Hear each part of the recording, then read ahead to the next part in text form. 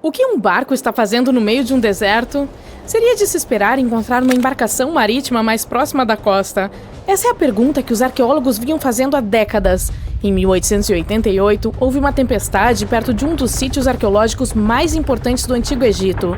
Uma estrutura de madeira emergiu da areia, escavada por cupins. Os cientistas estavam determinados a resolver esse mistério. Em 2000, eles começaram a escavar o local perto de Abydos. Uma equipe americana de especialistas logo descobriu um barco de 21 metros de comprimento, e ele não estava sozinho. No total, havia 17 deles bem arrumados, um ao lado do outro. Era impossível tirá-los completamente devido às suas más condições. Por sorte, a madeira estava preservada o suficiente para que fosse possível obter uma amostra. As análises revelaram que eles tinham cerca de 5.000 anos, a frota mais antiga da história humana até o momento. A época de sua construção antecede as pirâmides de Gizé em meio milênio. Cada navio da frota repousava em um cofre que correspondia às suas dimensões. A sala tinha aproximadamente 1/3 do tamanho de uma quadra de tênis. Tinha paredes de tijolos de barro com mais de 120 desenhos de barcos. Os antigos egípcios os gravaram em paredes caiadas de branco que estavam excelentemente preservadas. Os cientistas sabem da existência dessas câmaras misteriosas há mais de um século. Um arqueólogo britânico deparou-se com uma estranha estrutura a oeste do rio Nilo. Sua equipe teve um vislumbre das paredes internas. Infelizmente, uma seção do telhado desabou e foi preciso interromper a exploração. Os pesquisadores abandonaram o local, mas sua localização permaneceu nos mapas. A posição dos barcos levou os cientistas a pensar que eles estavam em uma margem do poderoso Nilo. Mas havia um problema com essa teoria. Hoje, o rio corre quase 11 quilômetros a oeste de Abydos. Estudos adicionais do terreno ao redor mostraram que o Nilo não mudou seu curso ao longo da história. Além disso, se os barcos flutuassem perto de uma doca, estariam em posições instáveis. Os 10 localizados em Abydos estavam perfeitamente paralelos uns aos outros. Só havia uma conclusão possível. Alguém os havia colocado deliberadamente daquele jeito. E deve ter se esforçado muito. Cada embarcação tinha espaço suficiente para até 30 remadores e podia realmente flutuar, não era protótipo. Mas os estudiosos ainda não sabem se as dali realmente navegaram em algum corpo de água no Antigo Egito.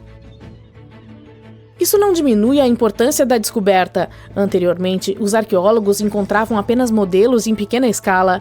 Somente na tumba do rei Tut havia 35 modelos de barcos. Durante muito tempo, essas figuras foram as únicas pistas sobre a aparência das embarcações egípcias antigas. O design confirma que elas eram de verdade. Estes são os primeiros exemplos sobreviventes de algo chamado barcos construídos. Os povos antigos produziam embarcações primitivas escavando grandes troncos de árvores. A alternativa era o junco, que era amarrado para formar uma jangada. Os navios em Abydos tinham tábuas amarradas umas às outras. Esse foi um grande avanço na construção de embarcações. Durante sua vida, elas devem ter parecido impressionantes. A madeira era uma mercadoria valiosa na época e não existia no deserto. O cedro tinha de ser importado do Líbano. A única pessoa que podia se dar ao luxo de tal luxo era o faraó. O estudo da área ao redor da antiga frota forneceu mais respostas. Os cientistas descobriram uma estrutura de tijolos de barro onde os egípcios adoravam o faraó. Sua data aproximada de construção coincide com a dos barcos de madeira. Os mesmos tijolos com os quais essa construção foi feita foram usados para envolver a frota. Na época de sua produção, os cômodos em que eram armazenados tinham um teto. Essa é a seção que os arqueólogos encontraram no início do século XX. Assim como múmias em caixões, esses maravilhosos navios repousavam dentro de esplêndidos cofres. O exterior desses cômodos também era impressionante. As paredes externas tinham originalmente um reboco de pedra calcária branca. Ele refletia a luz do sol. Sob as condições do deserto, a estrutura que abrigava os barcos deve ter brilhado a quilômetros de distância. Os antigos construtores egípcios usaram a mesma técnica para cobrir as pirâmides 500 anos depois. Hoje, sua superfície parece irregular, mas nem sempre foi assim. Quando foram construídas, as pirâmides tinham uma camada superior de calcário branco e fino. A superfície era lisa e brilhava à luz do sol. Em vez de escadas, a camada externa das pirâmides era mais uma rampa elegante. Os arqueólogos ficaram com uma pergunta final: qual faraó era o dono da frota? A resposta estava a apenas 1,5 km do local. Foi lá que repousou a tumba de um faraó da quinta dinastia, o rei Senusret III. Sua época e estilo da construção coincidiam com os das câmaras com barcos. O final de seu governo pode explicar como eles foram parar no meio do deserto. O monarca provavelmente faleceu no norte do Egito. Em seguida, seu corpo foi transportado pelo Nilo até Ábidos em uma maravilhosa procissão de barcos decorados. Posteriormente, os vasos eram baixados para câmaras próximas ao local de descanso final de seu proprietário. Isso tinha um significado simbólico. No sistema de crenças dos antigos egípcios, os navios desempenhavam um papel fundamental. Sua divindade suprema era Ra. Ele viajava pelo céu durante o dia na forma do sol. À noite, navegava pelo mundo subterrâneo em um barco solar. O faraó se identificava com Ra.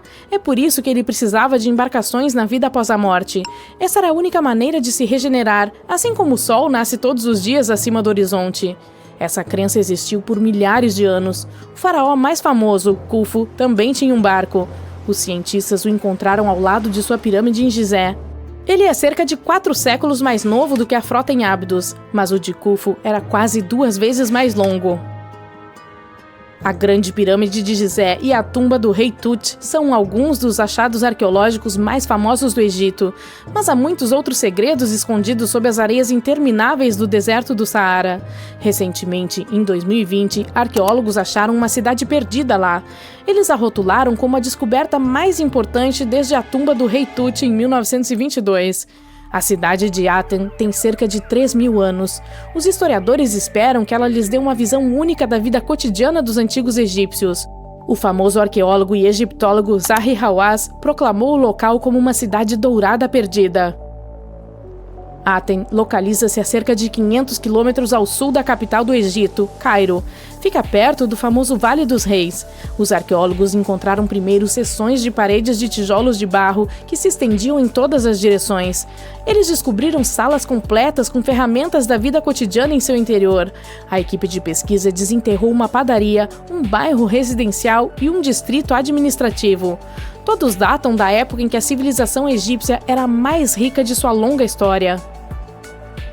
Os antigos egípcios também foram os primeiros a fabricar objetos de ferro.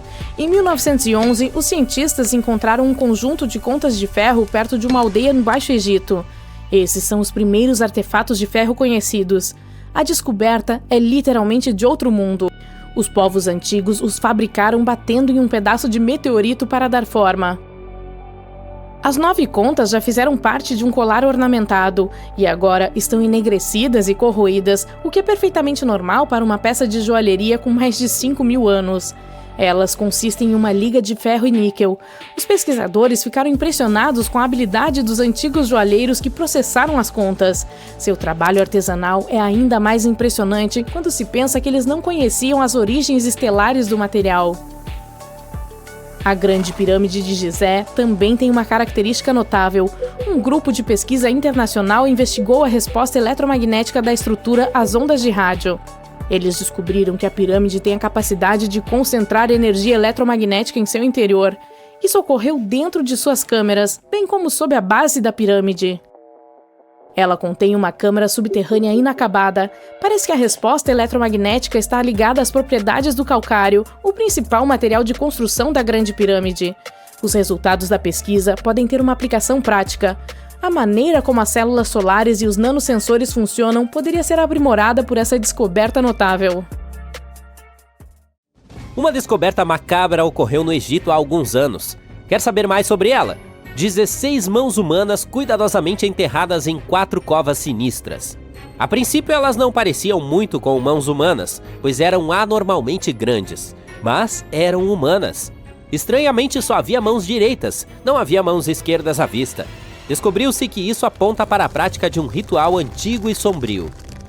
A arte e os contos egípcios antigos falavam de uma cerimônia em que os guerreiros apresentavam a mão direita de seus adversários como prova de vitória e pediam ouro em troca. Os egípcios acreditavam na vida após a morte, portanto, cortar a mão de alguém significava cortar seu poder eternamente. Garantir esse tipo de derrota era interessante para a parte vencedora. Aqui, a luta era entre egípcios e Hyksos que viviam no que antes era conhecido como Canaã. O Egito sempre foi o centro de algumas descobertas que mudaram a história, e há algum tempo esse papiro foi encontrado. Se o esticássemos, ele seria apenas um pouco maior do que a altura de um arranha-céu. O menor arranha-céu do mundo, quero dizer, que está localizado em Utica Falls, Texas, Estados Unidos. Quando os seres humanos não escreviam no aplicativo Notes, eles escreviam nesta coisa, feita de medula dos caules de uma planta papiro.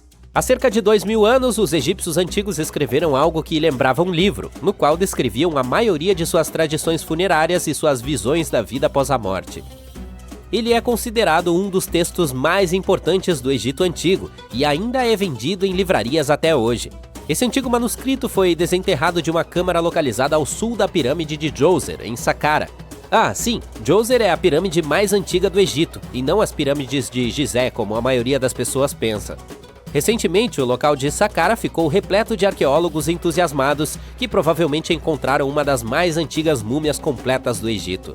Eles acreditam que essa múmia bela e bem preservada era de um homem rico. Ela foi descoberta em um poço profundo coberta por camadas de folhas de ouro. Há muitos símbolos que mostram que ele era um homem importante e rico, como a faixa que usava na cabeça, o bracelete no peito e o fato de ter sido embalsamado com uma túnica, que era reservada aos melhores do Egito. A parte mais emocionante de toda a descoberta foi encontrar o local de descanso selado com argamassa, exatamente como os antigos egípcios o haviam deixado há 4.300 anos. Isso pode parecer estranho, mas em 2008 os arqueólogos descobriram uma pirâmide desaparecida. Ela desapareceu porque se deteriorou ao longo de 4.000 anos. Hoje só é possível ver sua base. Era um local muito importante nos tempos antigos. Disse que ao redor da área da pirâmide, os antigos realizavam um tipo especial de cerimônia, em que os sumos sacerdotes carregavam restos mumificados de touros sagrados. Eis um fato interessante. Os antigos egípcios acreditavam que os touros Apis eram encarnações terrenas da divindade da cidade de Mênfis e estavam ligados a rituais de fertilidade. No entanto, não era qualquer touro Apis. Precisava ser totalmente preto com uma única marca branca entre os chifres e uma série de características muito específicas. Eles eram selecionados pelos sacerdotes locais e homenageados até morrerem. Depois disso, eram mumificados e enterrados em galerias subterrâneas. Essa pirâmide desaparecida meio que sumiu por volta do século XVIII. Foi um arqueólogo alemão que a encontrou pela primeira vez no vilarejo de Saqqara.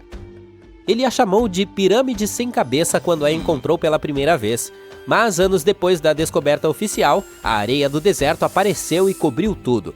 Houve algumas escavações entre os séculos 19 e 20, mas não foram muito sistemáticas. É por isso que os cientistas ficaram tão entusiasmados quando escavaram a base de uma pirâmide inteira depois de remover um monte de areia de 8 metros que a cobria. Ah, e arqueólogos americanos estão escavando um cemitério no Egito que pode conter mais de 1 milhão de corpos mumificados. Até o momento, os arqueólogos escavaram cerca de 1.700 múmias. Uma das principais diferenças em relação a outras múmias egípcias clássicas é que essas pessoas não eram reis e faraós.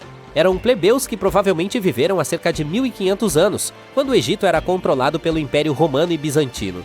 O nome do cemitério é legal, no entanto, The Way of the Water Buffalo, caso queira dar uma conferida na sua próxima viagem. Além de touros e búfalos, os antigos egípcios também gostavam de babuínos. Está vendo um padrão aqui? E no início do século XX, os arqueólogos descobriram um local repleto de babuínos mumificados, em um lugar chamado The Valley of Monkeys, ou Vale dos Macacos.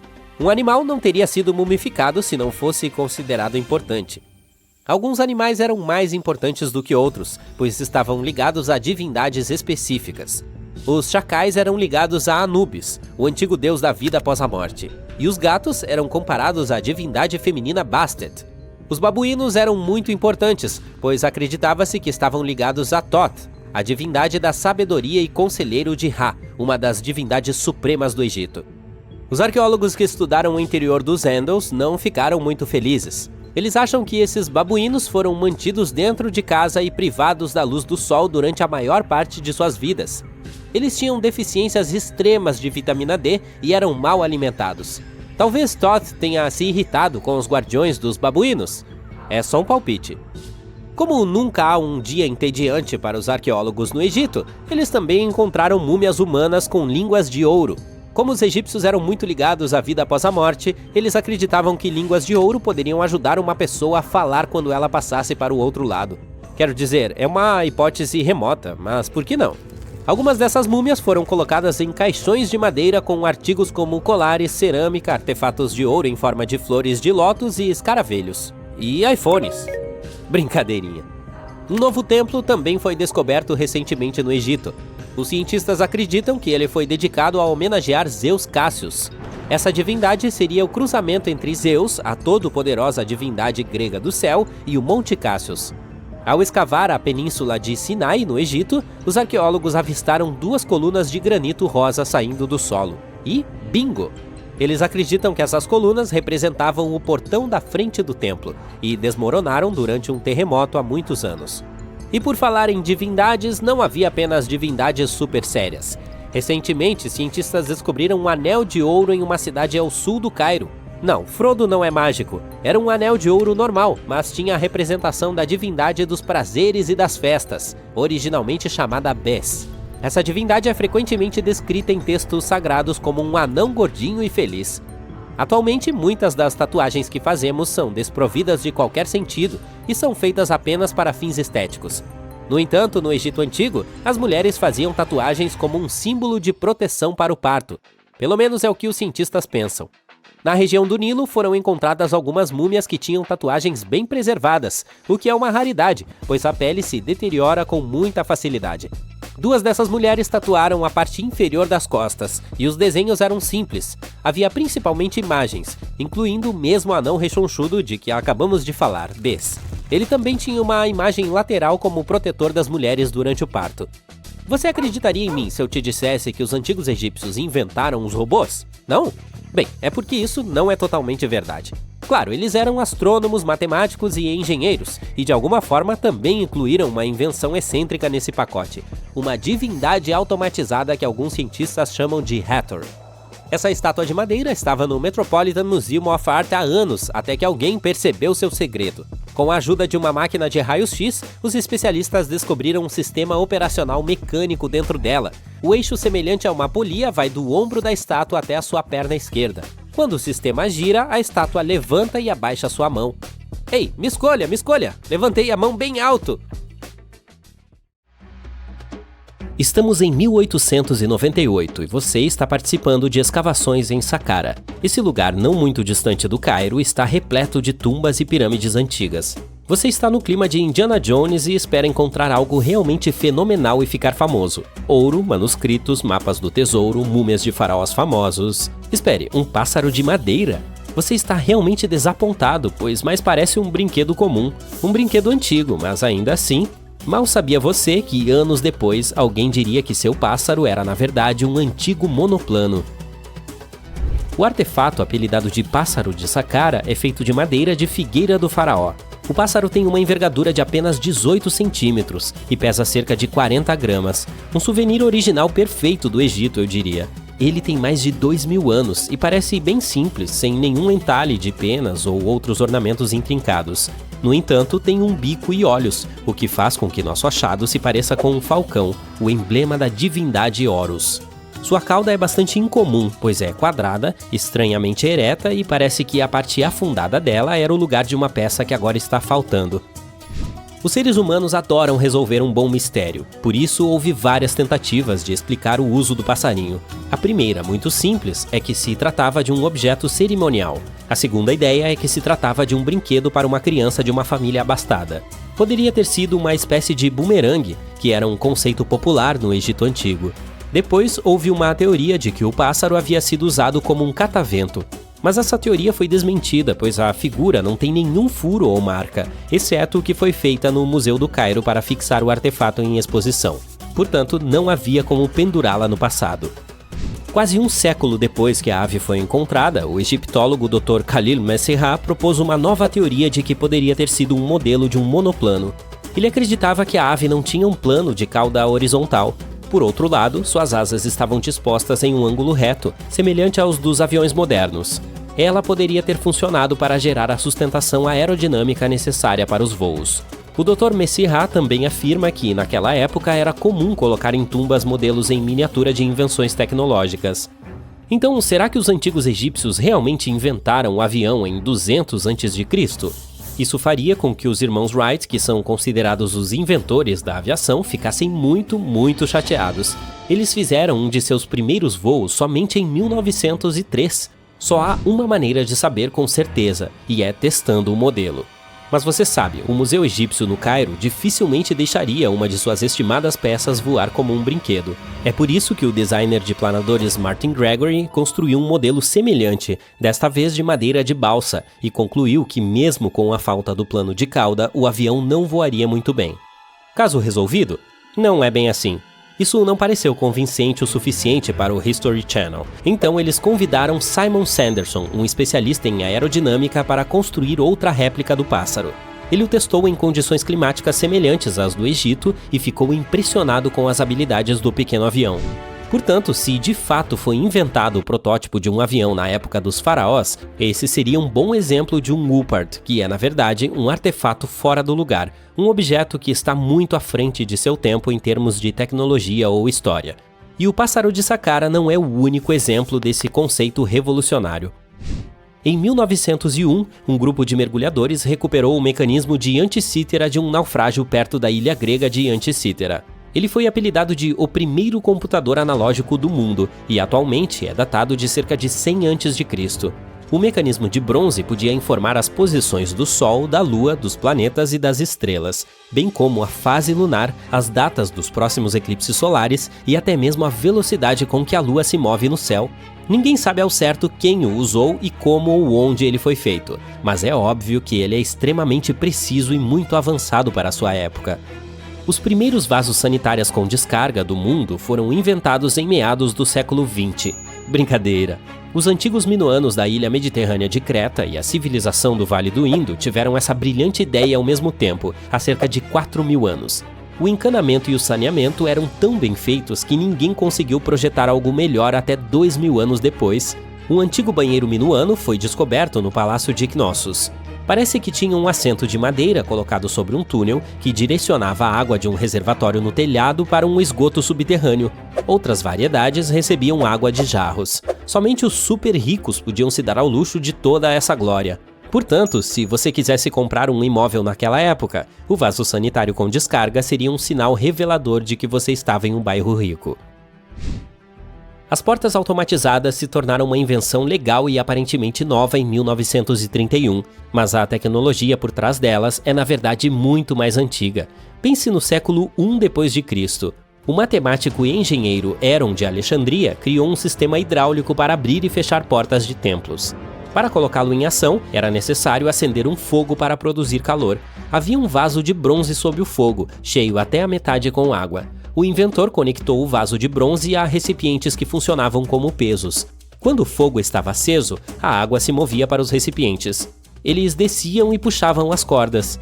Não era nada parecido com uma porta de supermercado que se abre na sua frente antes mesmo que você tenha tempo de pensar. A porta de Heron levava horas para abrir e não havia como interromper o processo. É por isso que eles só abriam as portas uma vez por dia, antes de as pessoas entrarem no templo para adicionar um pouco de misticismo ao templo durante as cerimônias. Um tanto assustador. Parece que a primeira bateria foi inventada em Bagdá há cerca de 2.000 anos. Um arqueólogo alemão encontrou esse pote de barro oval em 1938. Os cientistas ainda não sabem ao certo para que finalidade ele servia e quem exatamente o inventou. Há uma teoria de que ele era usado para galvanizar objetos com metais preciosos. Quando o enchiam com ácido fraco como o vinagre, a bateria produzia cerca de 1 volt de eletricidade. Outra teoria diz que era um recipiente para pergaminhos sagrados. Você gostaria de comprar lentes de contato projetadas pelo próprio Leonardo da Vinci?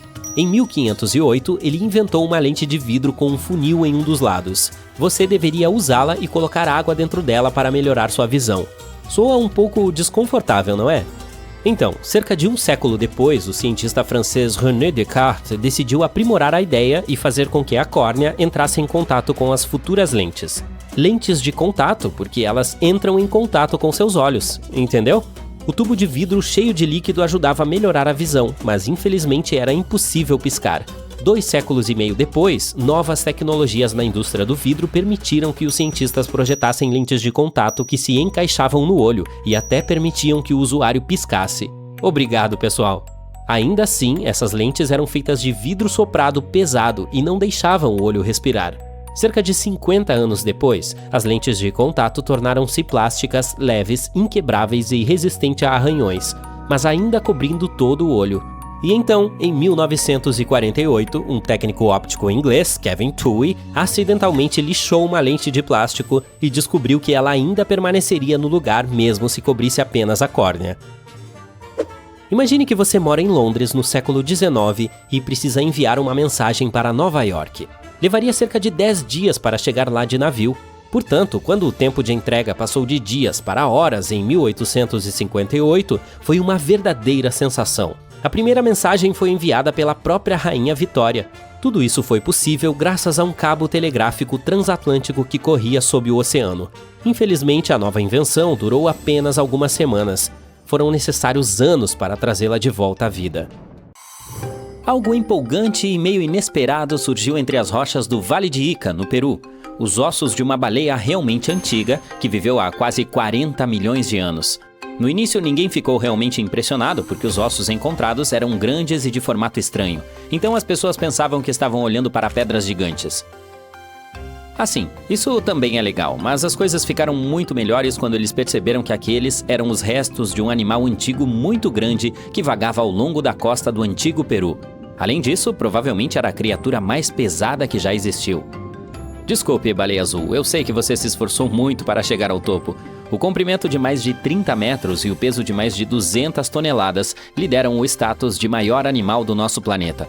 Mas parece que você já tem o título há tempo suficiente. É hora de passá-lo para o nosso próximo candidato. E esse é realmente gigantesco. Essa fera do oceano era provavelmente menor do que a baleia azul, mas mais pesada, com um peso que poderia estar entre 93 toneladas e 370 toneladas. Se estiver mais próximo do número mais alto, isso fará do Peruchetus o maior animal que já viveu na Terra. E parece que seu peso era o resultado de seus ossos extremamente grossos e densos. Você pode ver esses ossos hoje em dia nos peixes-boi ou em algumas outras baleias primitivas. Os ossos densos são uma ótima ferramenta para esses mamíferos marinhos. Essa característica os torna pesados e permite que permaneçam submersos a maior parte do tempo. Mas, ao mesmo tempo, se seu corpo fosse muito pesado, eles acabariam afundando o tempo todo e gastariam muita energia para voltar à superfície. Portanto, para evitar afundar, os mamíferos marinhos precisam ter tecidos mais leves em quantidade suficiente, como músculos e gordura, para ajudá-los a flutuar na água sem gastar muita energia. Os cientistas não tinham o esqueleto completo, o que torna difícil dizer o tamanho do animal, mas eles usaram a proporção entre os ossos pesados e os tecidos mais leves de outros mamíferos marinhos para estimar o peso total dessa antiga baleia gigante. Os especialistas encontraram esses fósseis há cerca de 13 anos e passaram a década seguinte liberando a baleia da rocha. Sua anatomia e idade mostraram que essa baleia era prima do Basilosaurus, uma baleia que tinha um focinho longo cheio de dentes afiados e um corpo esguio semelhante ao de uma enguia. Mesmo que o Peruchetus não fosse maior do que a baleia azul, ele ainda era um gigante que dominava as profundezas do oceano. Ao contrário das baleias modernas, existe a possibilidade de que esse antigo indivíduo fosse um predador que gostava de ir atrás de presas maiores. E isso também muda a forma como vemos a história das baleias. Os cientistas costumavam pensar que essas criaturas magníficas se tornaram realmente grandes há cerca de 5 milhões de anos, quando começaram a comer muitas criaturas pequenas. Mas aqui está a prova de que as baleias gigantes já existiam antes disso. Mas ainda não está claro como essa baleia conseguiu encontrar alimento suficiente para sustentar seu enorme corpo. Além disso, ainda é difícil dizer o que exatamente essa criatura antiga tinha em seu cardápio. Como era muito grande e não era um nadador muito rápido, é possível que tenha procurado alimento em águas rasas. Então, provavelmente comia crustáceos, moluscos ou outros pequenos animais escondidos na areia. Uma teoria diz que ele era um necrófago, o que basicamente significa que ele comia os restos de tudo que aparecia em seu caminho. Não é tão incomum encontrar animais marinhos em desertos. De qualquer forma, muitas dessas regiões costumavam ser cobertas por água. O Saara, na África, é um exemplo perfeito. Há cerca de 50 a 100 milhões de anos, não era um deserto seco, mas um corpo de água salgada rasa chamado Trans-Saharan Seaway. A terra não é mais úmida ali, é claro, mas as pessoas que viviam naquela área sabiam disso porque costumavam encontrar conchas antigas no deserto. O mar tinha cerca de 50 metros de profundidade, o que parece suficiente para um bom mergulho. Alguns diriam que essa área parecia a Porto Rico moderno, com muito sol e águas rasas. As florestas de mangue eram comuns, bem como o fundo do mar coberto de moluscos, como caracóis e moluscos. O sedimento marinho que foi deixado para trás depois que o mar secou está cheio de fósseis diferentes, e os animais que viviam naquele antigo mundo subaquático não pareciam amigáveis. Além disso, eles eram muito maiores do que seus parentes dos tempos modernos, de modo que um ser humano de tamanho normal acabaria sendo um lanche e não uma refeição completa. Normalmente, quando os animais vivem em pequenas ilhas, eles podem se tornar muito maiores do que seus parentes do continente. Isso é algo que chamamos de gigantismo insular, e acontece porque há mais recursos ou menos predadores nas ilhas. Talvez a mesma coisa tenha acontecido no Trans-Saharan Seaway. Embora não fosse uma ilha de fato, a água se movia para dentro e para fora, o que criava pequenos bolsões de água. E as condições específicas nesses bolsões podem ter ajudado os animais a crescerem mais. Portanto, estamos falando de cobras marinhas gigantes, bagres e peixes que não existem mais hoje. Um deles tinha mandíbulas incrivelmente fortes, e o animal as usava para comer coisas duras e até mesmo esmagar conchas. Seus dentes mostram que eles eram predadores ferozes dos quais outros animais tinham todos os motivos para ter medo. Eles passaram por algumas mudanças no que diz respeito à dieta, semelhante à de alguns tipos de piranhas, e a competição para chegar ao topo da cadeia alimentar não era brincadeira. Não quando havia predadores tão grandes como tubarões, crocodilos e antigos parentes dos elefantes. O Saara passou por diferentes fases. Se você pudesse usar uma máquina do tempo e dar uma olhada no maior deserto quente da Terra, como ele era há cerca de 6.000 anos, não teria de enfrentar a areia e o calor. Você teria um passeio agradável por um lugar verde e bastante exuberante. No passado, as pessoas que viviam nessa área não deixaram desenhos nas paredes das cavernas que mostravam camelos, dunas de areia e escorpiões. Todas essas coisas que você veria no Saara de hoje. Em vez disso, eles desenhavam crocodilos. Essa é uma evidência adicional de que o Saara costumava ter muita água e plantas, o suficiente para sustentar esses animais grandes e assustadores. Há cerca de 3 bilhões de anos, a Terra pode ter sido coberta principalmente por água. Hoje ela ocupa cerca de 71% de sua superfície. Mas parece que nosso planeta costumava ser um gigantesco mundo oceânico, sem continentes, apenas algumas ilhas espalhadas. Os cientistas estudaram rochas especiais na Austrália Ocidental que se formaram em um local nas profundezas do oceano chamado de Sistema de Ventilação Hidrotermal. Para explicar isso melhor, é importante mencionar 2 tipos comuns de oxigênio, O16 e O18. O O18 é mais pesado porque tem nêutrons extras. O O16 evapora da água com mais facilidade.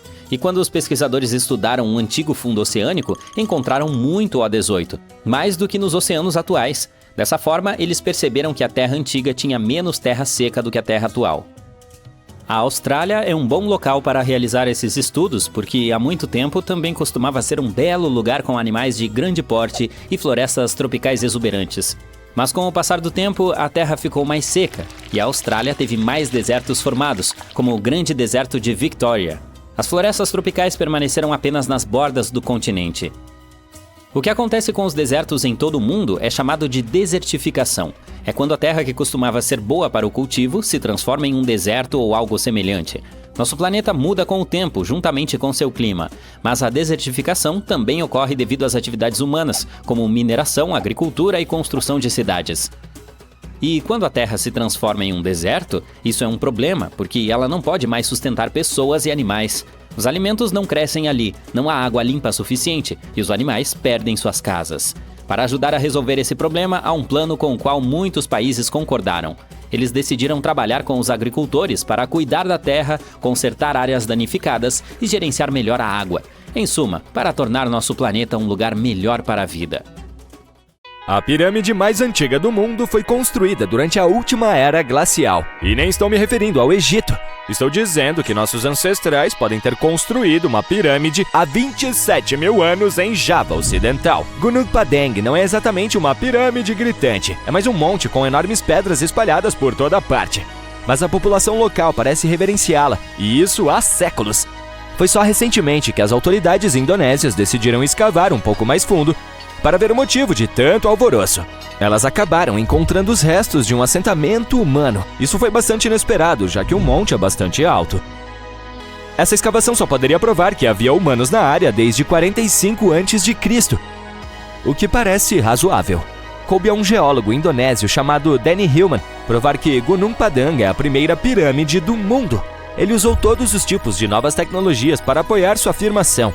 como a datação por carbono, que escava profundamente a Terra e coleta pedaços inteiros de solo. Hillman encontrou camadas e camadas de construções, como se estivesse escavando Roma e encontrando edifícios antigos enterrados no solo. Sua pesquisa provou que havia cavernas e até mesmo salas lá embaixo, o que só poderia significar uma coisa: humanos.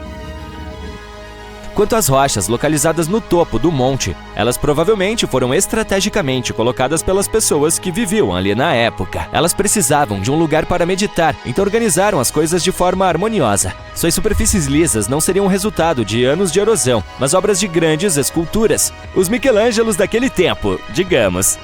Se tudo isso for real, então as civilizações humanas começaram muito antes do que pensamos. Nossos ancestrais, os humanos do Paleolítico, não tinham o que era necessário para que fossem considerados uma civilização, muito menos as ferramentas e o conhecimento para erguer pirâmides. Eles precisavam de muitas habilidades de alvenaria, que não estavam disponíveis durante a última era glacial. No entanto, muitos especialistas não compartilham desse ponto de vista. Eles poderiam acreditar na teoria de Hillman se ele tivesse encontrado evidências de carvão e fragmentos de ossos, mas não achou.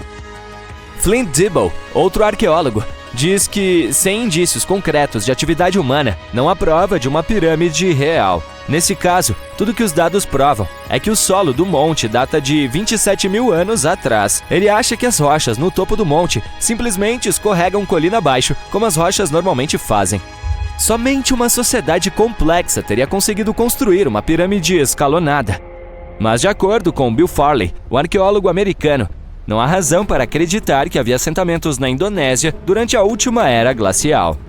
A sociedade antiga, mais antiga de que se tem notícia com esse tipo de conhecimento, tem provavelmente 11 mil anos e ocupava a região da atual Turquia. Dê uma olhada.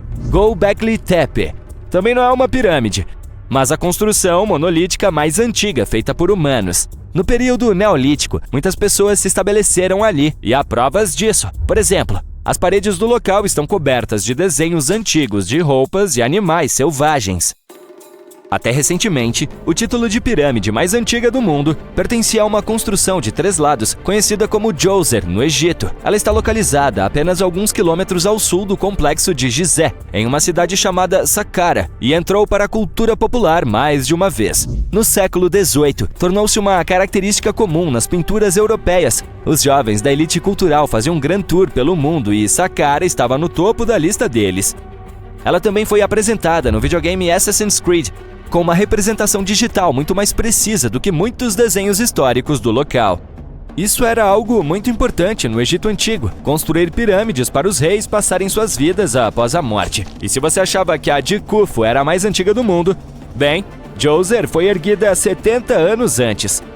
O desenvolvimento de novas tecnologias permitiu que os arqueólogos fizessem descobertas revolucionárias, e uma nova, ou melhor, antiga, pirâmide na América do Sul pode ganhar o título nessa disputa. Acontece que as pirâmides também estavam muito na moda nas Américas antigamente.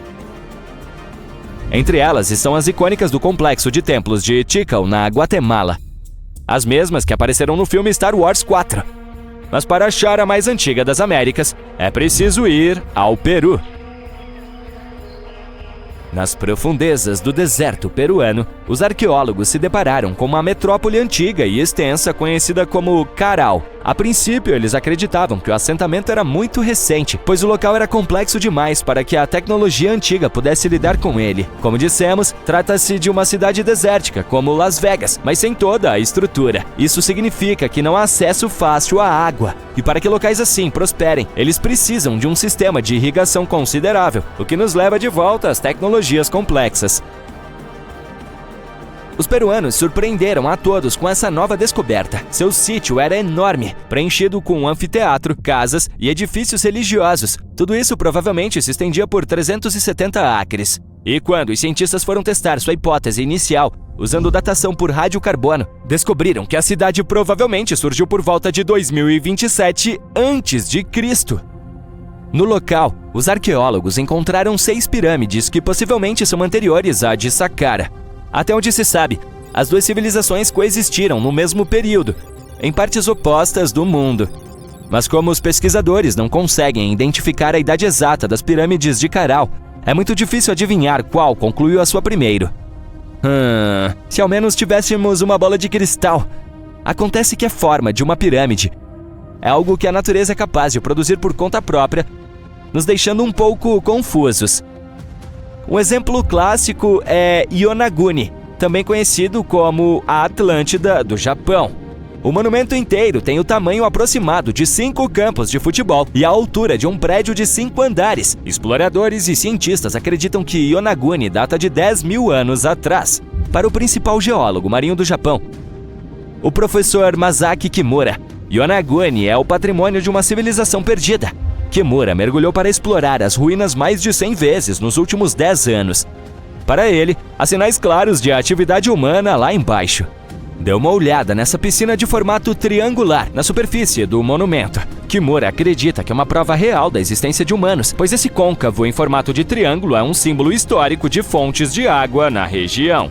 Como acontece em muitos desses casos, nem todos os cientistas têm a mesma convicção. Para muitos, Yonaguni é provavelmente o resultado de milhares de anos de erosão, e o fato de um monumento ser composto por uma rocha maciça os leva a acreditar que realmente não foi feito pelo homem.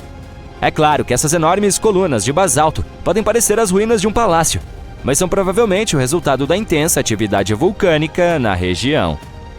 E por falar em formações naturais que realmente parecem ter sido feitas por humanos, uma pirâmide em Marte tem sido um assunto muito discutido ultimamente. Os seres humanos têm tentado provar que existe vida ali há bastante tempo, mas alguns estão exagerando, dizendo que os pequenos seres verdes ou cinzentos construíram uma pirâmide no planeta para tentar desenvolver sua própria civilização.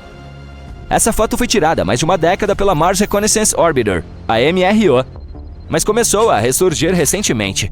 Ela mostra o que parece ser uma pirâmide de 3 lados. Algumas pessoas afirmam que o lado liso só poderia ser o efeito de um trabalho de outro mundo.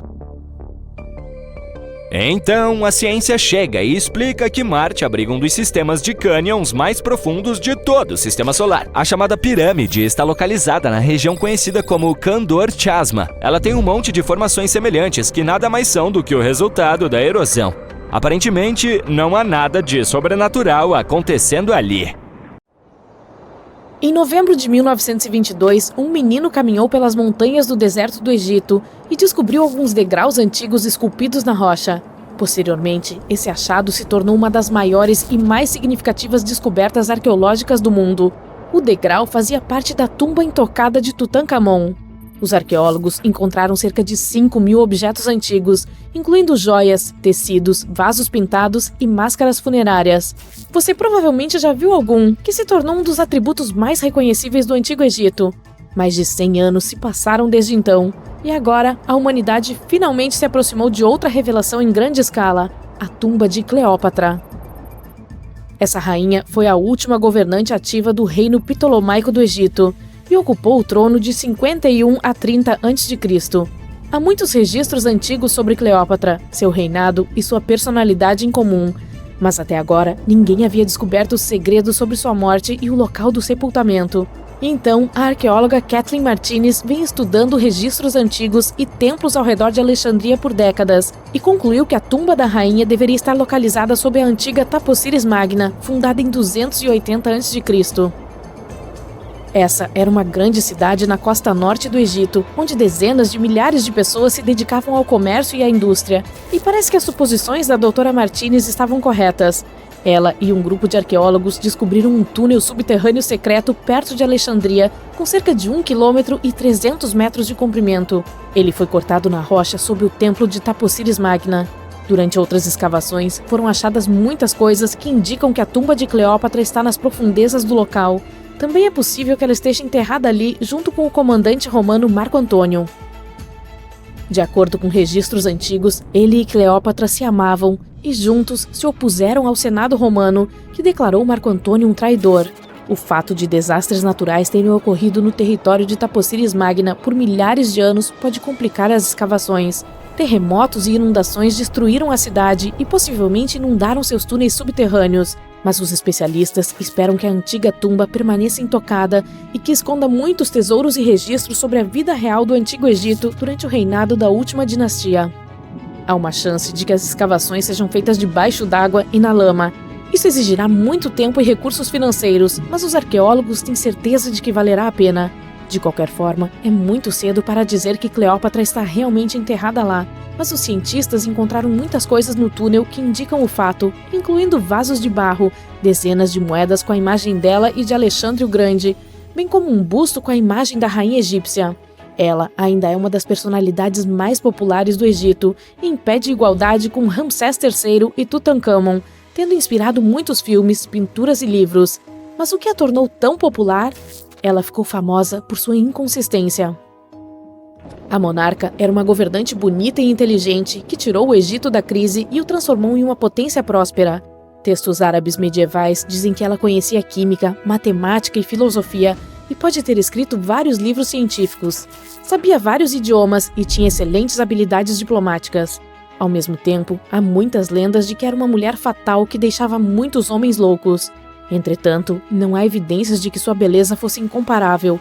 A imagem de uma modelo deslumbrante foi criada por Hollywood ao fazer vários filmes em que atrizes famosas a interpretaram. E o imperador romano Otávio, filho adotivo de Júlio César, criou especialmente a imagem de Cleópatra como uma sedutora insidiosa porque ele era seu inimigo. Embora tenha nascido no Egito, seus ancestrais eram gregos, entre os quais estavam um dos generais de Alexandre o Grande. Entretanto, o povo a amava. Ela aprendeu o idioma e era muito sensível às tradições do país. Conhecia bem a história, a mentalidade e os costumes locais. Elevou o nível de sua economia e fortaleceu seu status como uma potência mundial. Grande parte disso foi possível graças à sua astúcia e imponência. Ela adorava apresentações teatrais e celebrações luxuosas. Sabia como surpreender as pessoas e dar um show. Mas por trás da imagem externa de amante do luxo, havia uma governante inteligente e calculista. O Egito antigo era rico e luxuoso, e Cleópatra fez de tudo para aumentar sua riqueza e fortalecer sua posição no cenário internacional. Por exemplo, uma vez entrou em conflito com o irmão, Ptolomeu XIII. A rainha sabia que não seria capaz de resistir a ele, então decidiu atrair Júlio César para o lado dela. O imperador romano chegou a Alexandria, local do encontro, mas Ptolomeu sabia dos planos dela e estava prestes a impedi-la de ir até lá. Então, em vez de uma chegada rica e barulhenta, Cleópatra decidiu fazer uma visita discreta. Ela se enrolou em um tapete ou saco de linho que os servos do imperador levaram para os aposentos particulares de César. Ao sair do tapete, impressionou o imperador romano com sua beleza e determinação. Como resultado, eles se apaixonaram e se tornaram aliados próximos. Depois de algum tempo, ela impressionou outro romano influente para fins diplomáticos. A rainha chegou para encontrar Marco Antônio em uma barcaça dourada com velas roxas e remos prateados. Cleópatra estava vestida com a imagem de Afrodite e sentada sobre um magnífico dossel.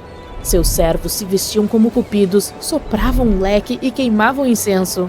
Mas a monarca criou esse espetáculo por um motivo. Sabia que Marco Antônio reverenciava a mitologia grega e se considerava a personificação de Dionísio. Como resultado, ele ficou tão impressionado com essa mulher que acabou se casando com ela. Cleópatra defendeu sua coroa, fortaleceu sua aliança com Roma e teve 3 filhos com Marco Antônio. No Egito, eles davam grandes festas e desfrutavam da riqueza e do poder. No entanto, o relacionamento de um oficial de alto escalão com a rainha egípcia causou um escândalo em Roma. Octaviano era o principal oponente de Marco Antônio na luta pelo poder e, por isso, explorou a situação para manchar a reputação do concorrente.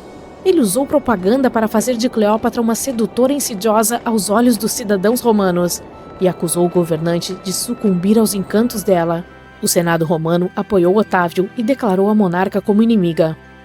Em 33 a.C., esse conflito atingiu um ponto alto quando a marinha de Marco Antônio entrou em confronto com a frota de Otávio. Este último venceu e forçou seu inimigo a fugir para o Egito com Cleópatra. De acordo com alguns registros, eles se refugiaram perto de Alexandria.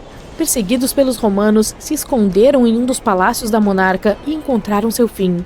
Algumas lendas dizem que ela era especialista em venenos, então teria provocado uma cobra venenosa, uma víbora ou uma cobra egípcia para que a mordesse. Além disso, de acordo com outra lenda, ela se picou com uma agulha venenosa. Há uma teoria de que Cleópatra sempre carregava uma ampola de veneno dentro de sua escova de cabelo, e caso fosse encurralada, molharia a agulha com esse veneno e se picaria. Nada disso pode ser dito com certeza. Os cientistas ainda estão tentando descobrir a verdade. Talvez quando chegarem ao túmulo dela, o mundo tenha mais respostas sobre seu trágico destino. Ela é considerada a última governante do Egito. Após sua morte, Otávio saqueou seus palácios e templos e retornou a Roma, onde se tornou o principal imperador. Ele governou o país com sucesso e expandiu suas fronteiras. Seu reinado terminou quando o governante completou 75 anos. A história mundial teria sido diferente se Cleópatra e Marco Antônio não tivessem perdido aquela batalha naval.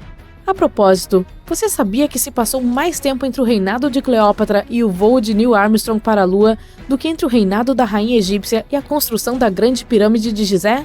Armstrong deu um passo no satélite da Terra em 1969, 2038 anos após o nascimento da monarca do Egito, e a construção da pirâmide ocorreu em 2560 a.C. Imagine o quão longa é a história do Antigo Egito. Cleópatra está mais próxima de nós no tempo do que das pirâmides. Um dos locais mais inexplorados e misteriosos da Terra fica localizado à vista de todos. Trata-se de um dos monumentos mais majestosos da humanidade. E essa maravilha da antiguidade esconde um segredo que os cientistas e arqueólogos ainda não conseguiram desvendar. Estamos falando da Grande Esfinge de Gizé, no Egito.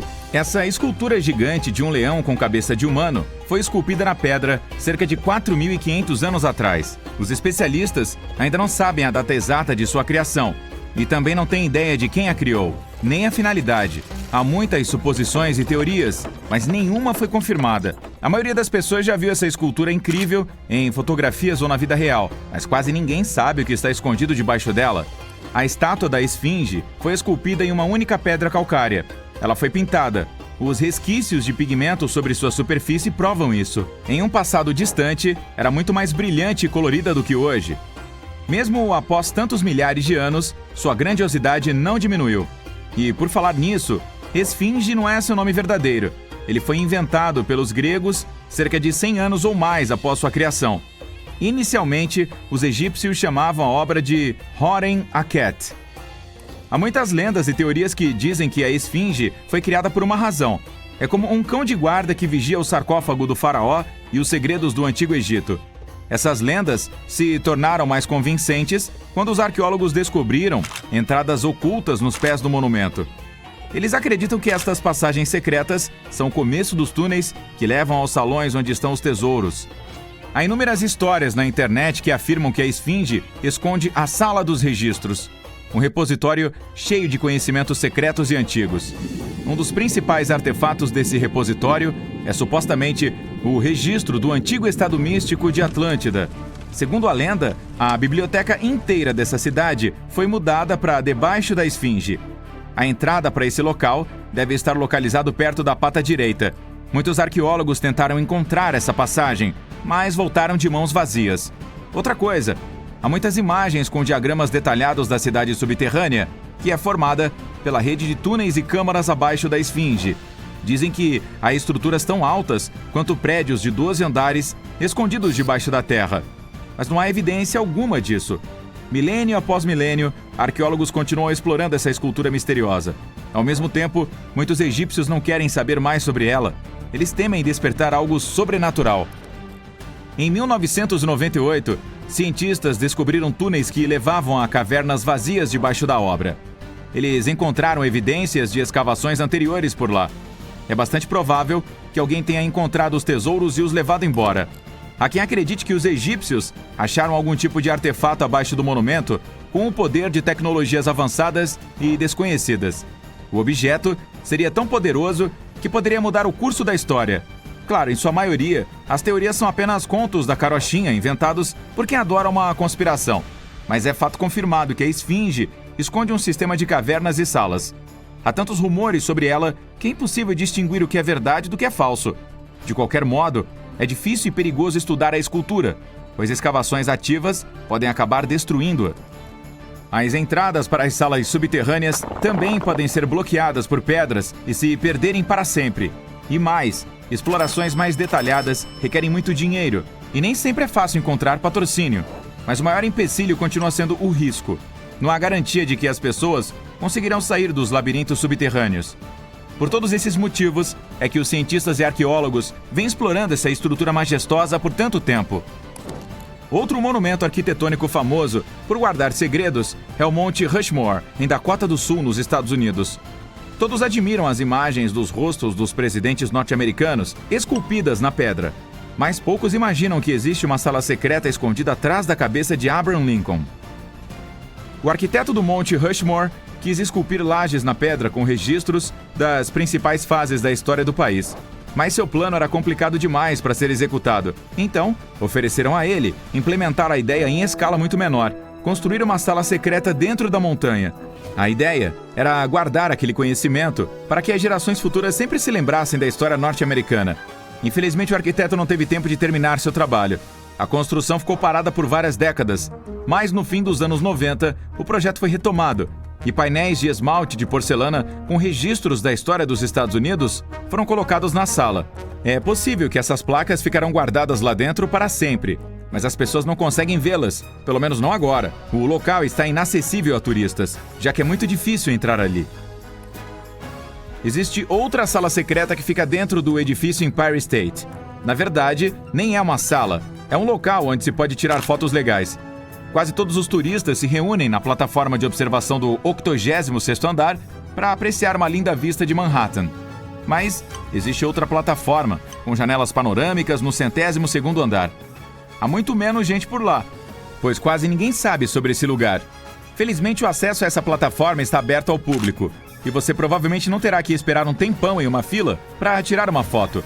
Isso fará se sentir especial, pois estará em um local secreto onde quase ninguém vai. Mas o lugar mais legal desse prédio ainda está mais acima, no 103º andar. Trata-se de uma plataforma de observação espaçosa, onde as celebridades dão autógrafos. Não é um local público, mas, se você conhecer as pessoas certas, poderá entrar lá. Quase não há medidas de segurança no local, só um parapeito baixo para separar as pessoas do abismo.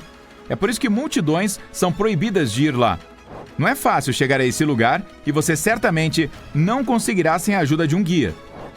Primeiro é preciso escolher o elevador certo. Depois, passará por várias salas de engenharia cheias de canos, painéis elétricos e outras coisas técnicas. A parte final do seu trajeto é um lance de escadas dentro de um corredor estreito. E pronto, agora você está no topo de Nova York. Agora vamos para Paris. Está vendo a Torre Eiffel? Dentro dela, há restaurantes e plataformas de observação. Mas se você se esforçar bastante, poderá encontrar um apartamento secreto. Hoje o local é um museu, mas foi construído para que pessoas pudessem morar dentro dele. O arquiteto da torre, Gustave Eiffel, criou esse apartamento em 1889, para si mesmo, quase no topo da torre. Imagine que linda vista ele apreciava todos os dias. Gustave foi o primeiro e único inquilino. Ninguém mais pôde ter acesso a esse lugar. Quando o arquiteto faleceu, o apartamento ficou vazio por um bom tempo. Só recentemente foi reformado e transformado em um museu. Dentro, a época do último século é recriada. Foram colocadas inclusive estátuas de cera de Gustave Eiffel, de sua filha e do inventor norte-americano Thomas Edison. Este lugar é repleto de um fluxo interminável de passageiros, funcionários de escritório atrasados, visitantes de outras cidades e de barulho e apitos de trem. Na estação Grand Central, em Nova York, entre todos esses ruídos, dá para ouvir uma bola batendo em uma raquete. E isso se você estiver no lugar certo. Uma quadra de tênis de verdade fica escondida dentro do terminal rodoviário. Ela pertence a um clube de tênis que organiza competições entre funcionários de várias empresas. O clube foi aberto nos anos 60. Agora vamos para Londres, para a rua Charing Cross. Não é fácil encontrar um lugar secreto por aqui. Para fazer isso, você precisa olhar com cuidado para seus pés. Está vendo estas grades de escoamento de água no asfalto? Dentro delas, dá para ver duas placas com o nome Little Compton Street. Sim, existe outra rua abaixo de seus pés. Ela desapareceu de todos os mapas no fim do século XIX. A rua Charing Cross foi construída em cima dela. As placas de identificação que você vê fazem parte dos velhos túneis de engenharia. Há mais um lugar interessante em Londres. Ele fica na parte sul da Trafalgar Square. À primeira vista, parece um poste grosso de iluminação, mas há muitos turistas caminhando por ali. Você se aproxima e percebe que uma pessoa cabe facilmente dentro do tal poste. Essa cabine não pertence a um eletricista, mas a um policial. Sim, trata-se da menor delegacia de polícia do mundo.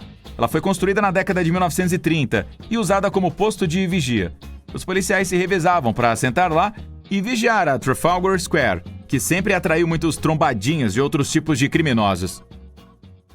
Olhe-se no espelho. Você está com sua parca bege, seu cinzel está embalado e sua viagem noturna de avião para a Arábia Saudita está reservada.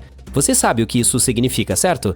Infelizmente, você não foi escalado para o remake de Duna. Significa apenas que você está pronto para explorar as maiores áreas desérticas do mundo na esperança de descobrir segredos pré-históricos sobre nossos ancestrais. Vamos esclarecer uma coisa. Se você já pensou que os desertos eram espaços vazios, pense novamente. Eles podem estar cheios de areia até onde a vista alcança, mas também guardam muita história. Porque, você sabe, antes de os seres humanos se estabelecerem em cidades e vilas, éramos povos nômades e viajávamos por todo o mundo em busca de comida, água e abrigo. Portanto, tivemos que inventar algumas coisas interessantes para sobreviver.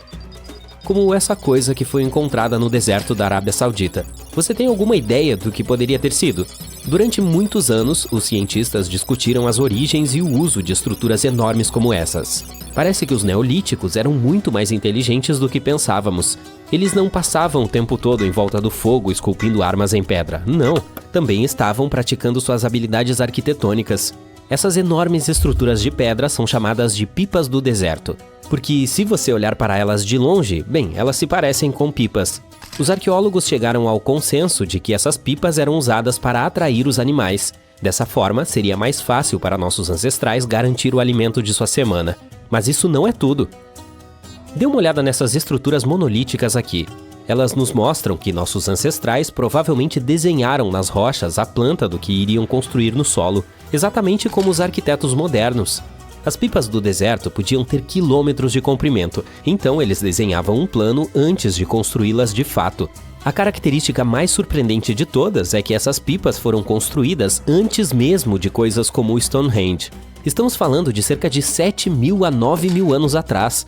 Na última década, os cientistas conseguiram identificar mais de 6.000 pipas do deserto espalhadas pelo Oriente Médio, pela Ásia Ocidental e pela Central. Se você não acha isso enorme, tente construir algo tão grande sem a ajuda de drones. Parece uma façanha bastante difícil. E, aparentemente, o deserto da Arábia Saudita está repleto de coisas ainda mais incríveis. Os cientistas encontraram misteriosas estruturas de pedra que são mais antigas que as pirâmides de Gizé no Egito. Então, é claro, você mal pode esperar para dar uma olhada. Podemos concordar que carregar pedras pesadas para construir uma pirâmide sem a ajuda da tecnologia moderna parece absurdo. Como eles faziam isso? Agora, imagine voltar o relógio cerca de 2.000 anos no passado e encontrar humanos que construíram estruturas gigantescas semelhantes em áreas isoladas. Dê uma olhada nos chamados mustétilos. São estruturas retangulares construídas com pedras empilhadas, encontradas em 200.000 km². Alguns arqueólogos acreditam que esses monumentos eram usados para fins ritualísticos. Talvez algum tipo de procissão em que as pessoas caminhavam de uma ponta a outra do platô. Eu adoraria. Agora vamos passar para outra área deserta. Estamos entrando na mundialmente famosa paisagem do deserto do Saara. Não é lindo? Aqui você está prestes a desvendar um mistério antigo. Algo que levou anos para os pesquisadores resolverem. Fato curioso, o deserto do Saara é o maior deserto quente do mundo. Ele se estende por mais de 3 milhões de quilômetros quadrados, o que seria como colocar 1.000 Havaís um ao lado do outro. Dizemos que é o maior deserto quente porque a maior área desértica do mundo é a Antártica. Mas todos nós sabemos que as temperaturas lá são congelantes. Não é a imagem típica de quando pensamos em um deserto. Nas profundezas do deserto, perto da cidade argelina de Fogaret Edzoa, algo estranho foi encontrado. Durante décadas, esses minúsculos pontos apareceram em imagens do Google Earth, mas ninguém conseguia explicar o que eram. Alguns cientistas tinham certeza de que esses círculos eram resultado da atividade petrolífera na região. Outros achavam que eram antigas fogaras ou antigos poços de água. Há dezenas deles, estendendo-se por quilômetros e quilômetros em linha reta. O estranho é que eles estão sempre longe de qualquer cidade, estrada ou atividade humana em geral. Então, qual era ou é o propósito deles? Se você tivesse que dar um palpite, o que diria? Lembra que falamos sobre como nossos ancestrais tiveram de ser criativos para sobreviver no deserto? Vamos tentar nos colocar no lugar deles por 1 minuto. Imagine que você é um caçador-coletor nômade que vive em uma área desértica. Você passa seus dias tomando sol quente, tentando contar todos os grãos de areia ao seu redor. Mas você também precisa comer e beber água. Mas como conseguir água em um deserto? Claro, você pode esperar encontrar um oásis a cada semana, mas parece um pouco arriscado, não é? É por isso que os povos do norte da África inventaram as chamadas fogaras. As fogaras são um sistema de irrigação de 2.500 anos. Os habitantes locais cavavam poços profundos em áreas elevadas. Poços profundos o suficiente para atingir a água subterrânea. Em seguida, eles cavavam poços paralelos a distâncias regulares. Dessa forma, a água fluía do poço principal para todos os poços e irrigava áreas inteiras. Os viajantes podiam parar nos poços e matar a sede. Eles também podiam criar gado e cuidar das plantações. Muito inteligente, não é? Por mais que esses buracos se pareçam com fogaras, um pouco de pesquisa mostrará que não são. Veja bem, esses poços foram construídos em linha e não em formato circular como os que estamos vendo agora. Então, talvez tenha algo a ver com a segunda opção. Talvez esses buracos no deserto estejam relacionados à atividade petrolífera na região? Vamos dar uma olhada nos buracos de perto e pessoalmente. No Google Earth, eles não parecem tão grandes, mas na vida real são crateras enormes. A dica para descobrir o que são está escondida sob a areia.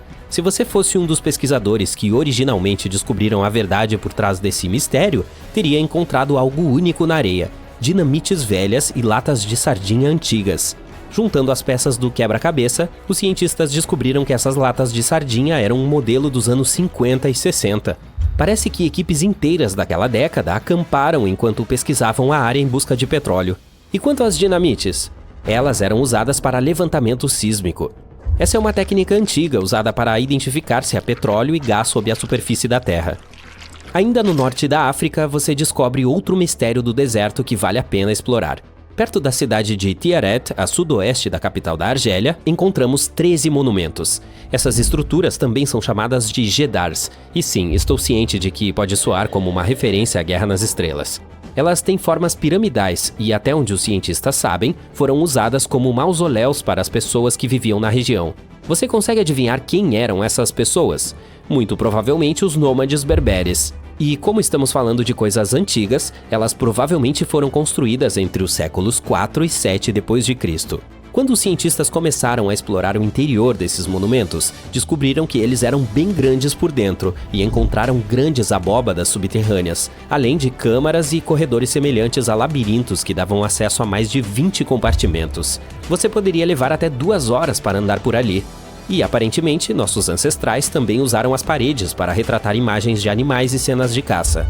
No entanto, não há provas definitivas da finalidade desses Gedars. Isso é muito legal, não é? Tenho certeza de que o deserto do nosso mundo está repleto de muitas outras coisas misteriosas para desvendarmos. Te vejo na próxima para a gente continuar a explorar o nosso planeta. Bem, vamos nessa!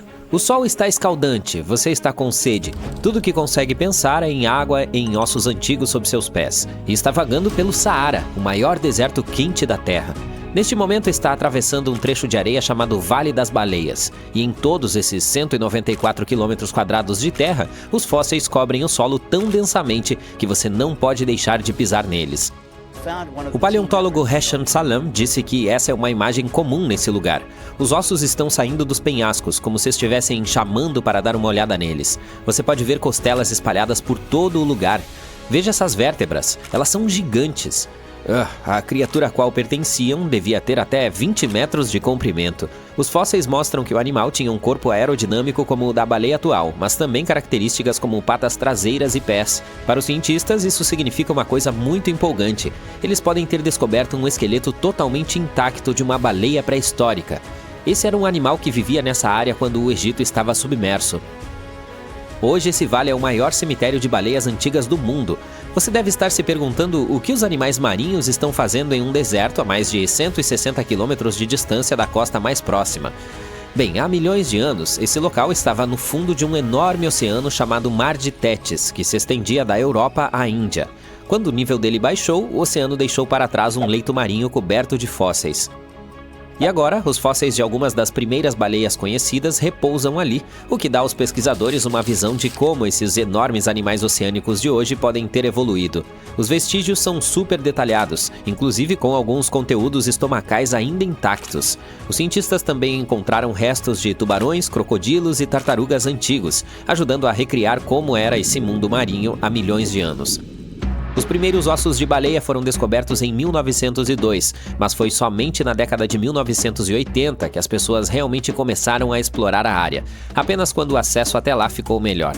Infelizmente, alguns fósseis foram levados por colecionadores antes que o local se tornasse uma área protegida. A maioria dos vestígios está logo abaixo da superfície, revelada lentamente pela erosão. O Vale das Baleias nos dá uma visão incrível de milhões de anos da antiga vida marinha costeira. Mas vamos em frente. Os fósseis de baleias antigas não são o único achado que você fará hoje. Por mais de 150 anos, os cientistas ficaram intrigados com uma estranha criatura que viveu há milhões de anos. Mas agora, graças a alguns restos incríveis encontrados no Marrocos, eles finalmente descobriram. Olhe para essas criaturas. Elas são chamadas de blá blá blá. Não, estou brincando, são Stylophorans, e pareciam uma armadura achatada com um braço longo para fora. Os pesquisadores acharam essas gracinhas em 2014 e ficaram chocados. Os fósseis datavam de cerca de 478 milhões de anos atrás. Foram encontradas cerca de 450 espécimes e, para a surpresa da equipe, alguns tinham até tecidos moles preservados, o que é muito raro. Antes disso, só se conheciam os Stylophorans por suas partes duras. Originalmente, os cientistas pensavam que essas criaturas eram os bons e velhos equinodermos, animais como ouriços do mar e estrelas do mar. Mas novas descobertas provam que eles tinham um corpo central e um braço de alimentação semelhante ao das estrelas do mar modernas, com um sistema vascular de água para ajudá-los a se mover e comer. Esse achado põe fim a um longo debate sobre onde os Stylophorans se encaixam na árvore genealógica dos animais. Agora sabemos que são parentes dos equinodermos, só que mais avançados porque não têm a típica simetria de 5 raios. Vem aqui e dê uma olhada neste fóssil gigante. Ele foi encontrado no Saara e deu aos cientistas novos conhecimentos sobre o espinossauro, o maior dinossauro carnívoro que conhecemos. Esses restos mortais de 95 milhões de anos também confirmam que foi o primeiro dinossauro nadador conhecido. O espinossauro tinha pés achatados parecidos com pás e narinas no topo de sua cabeça de crocodilo, perfeito para ficar embaixo d'água. Era uma espécie bastante estranha, com pescoço, tronco e cauda longos e uma vela de 2,10 metros em suas costas. Assim deve ter passado muito tempo na água. Com mais de 15 metros de comprimento, o espinossauro pode ter sido ainda maior que o T-Rex. Os primeiros restos de espinossauros foram descobertos há cerca de 100 anos no Egito. Mas somente esse novo fóssil encontrado no Marrocos ajudou os cientistas a reconstruir esse dinossauro pela primeira vez. Os pesquisadores prestaram atenção aos membros posteriores mais curtos e as garras largas. Essas características indicam adaptações para a vida na água. Seu focinho e ossos densos também sugerem que era um nadador, enquanto sua vela pontiaguda provavelmente atraía parceiros. Ei, Gracinha, você vem sempre aqui? E aqui está outra descoberta surpreendente feita na Tunísia: os restos mortais do Machimosaurus rex. Até o momento, acredita-se que seja o maior crocodilo de todos os tempos. Ele tinha cerca de 10 metros de comprimento e pesava aproximadamente 3 mil quilos. Era um predador de topo há cerca de 130 milhões de anos, e seu crânio tinha mais de 1,5 metros de comprimento. Esse achado é muito importante porque mostra que esses crocodilos permaneceram por mais tempo do que pensávamos. Antes disso, os cientistas acreditavam que eles haviam desaparecido durante um pequeno evento de extinção entre os períodos Jurássico e Cretáceo. Agora vamos voltar ao fato de que o Saara já foi subaquático e que algumas das maiores criaturas marinhas viveram lá. Um estudo publicado no Bulletin of the American Museum of Natural History fala sobre um antigo corpo de água chamado Via Marítima Transsaariana, que existiu entre 100 e 50 milhões de anos atrás, cobrindo partes do oeste da África. Os cientistas passaram 2 décadas tentando recriar esse mundo subaquático pré-histórico e descobriram que era quente e raso, lar de algumas criaturas bastante assustadoras, incluindo bagres de 1,5 metro de comprimento e cobras marinhas de 12 metros de comprimento. Que horror! A Via Marítima foi isolada de oceanos maiores por longos trechos, o que pode ter ajudado esses predadores a crescerem mais porque os recursos estavam sempre disponíveis. É um caso clássico de evolução em ação, levando ao que os cientistas chamam de gigantismo em ambientes isolados. Mas toda essa água não desapareceu sem deixar rastros. Sob as areias do Saara, os especialistas descobriram um enorme lago antigo, que eles estão chamando de megalago. Faz sentido, já que se formou há cerca de 250 mil anos, quando o rio Nilo inundou o leste do Saara. Em sua maior extensão, cobria mais de 109 mil quilômetros quadrados, cerca de metade do tamanho do estado americano do Kansas. Eles também encontraram evidências de um lago menor, 150 quilômetros a oeste do Nilo, em um nível um pouco mais baixo e cobrindo 48.170 quilômetros quadrados. Tudo isso contribui para a crescente evidência de que o norte da África já teve muitos lagos que podem ter criado rotas de migração, ajudando os primeiros seres humanos a se deslocarem pelo continente. Agora, no Saara você pode encontrar não apenas fósseis de animais bizarros. Em maio de 2020, algumas rochas estranhas com cristais esverdeados foram descobertas em uma região arenosa no sul do deserto do Saara, na Argélia.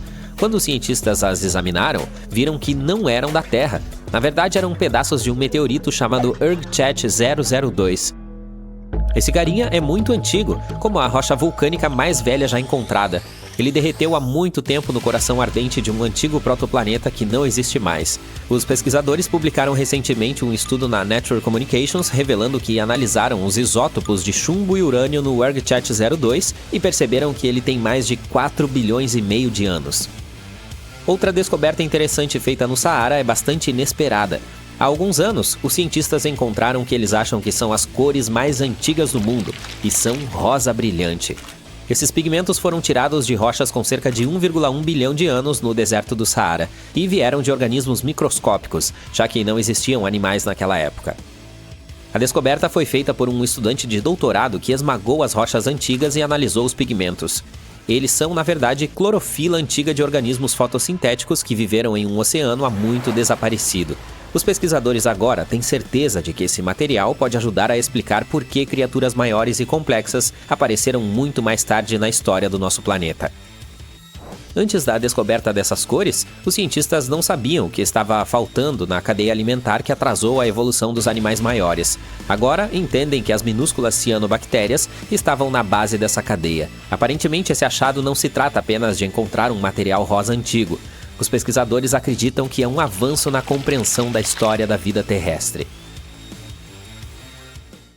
Em 1850, o cientista francês Auguste Mariette foi ao Egito em busca de manuscritos, mas acidentalmente encontrou a cabeça de uma esfinge saindo das dunas.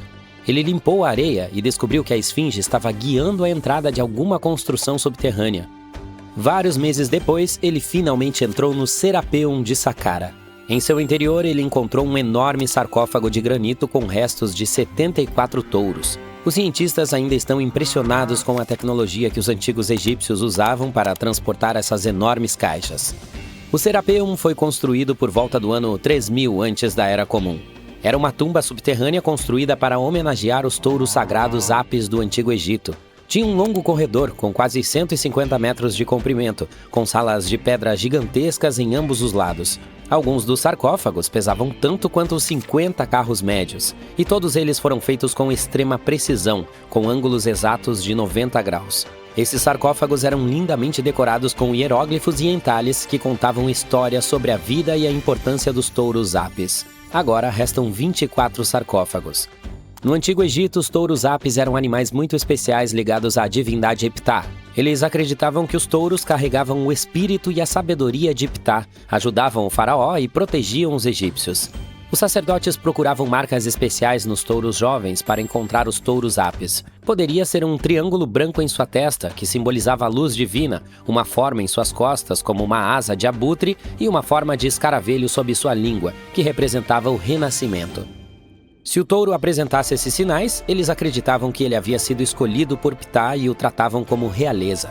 Os touros escolhidos viviam em um templo especial em Mênfis, a cidade onde adoravam Ptah. Eles recebiam os melhores cuidados e ofertas dos visitantes que desejavam suas bênçãos. Quando um touro Apis morria, era tratado com grande honra e mumificado. Quando Mariette entrou no Serapeum, notou vestígios de rolos no piso das galerias e encontrou 2 guinchos horizontais de madeira. Cada um tinha 8 alavancas. Mais tarde, outros exploradores viram trilhos duplos. As câmaras funerárias eram mais baixas do que o piso do corredor. Para colocar as caixas no lugar, os trabalhadores encheram as câmaras com areia para que os sarcófagos pudessem ser rolados em linha reta. Em seguida, eles removiam lentamente a areia para abaixar com cuidado as caixas em espaços perfeitamente cortados no leito rochoso. Uma placa de pedra esculpida encontrada no Serapeum dizia que foram necessários 28 dias para mover apenas um sarcófago e sua tampa para seu lugar durante a época de Ptolomeu II. A extrema precisão dos sarcófagos com ângulos de 90 graus também tem uma explicação. Os antigos egípcios escreveram textos, ou melhor, papiros, sobre geometria há muito tempo. Isso mostra que eles conheciam um número aproximado π e podiam calcular o volume de uma pirâmide com o topo cortado. Se naquela época eles conseguiam descobrir uma matemática complicada como essa, faz sentido que também pudessem esculpir superfícies perfeitamente planas 500 anos depois.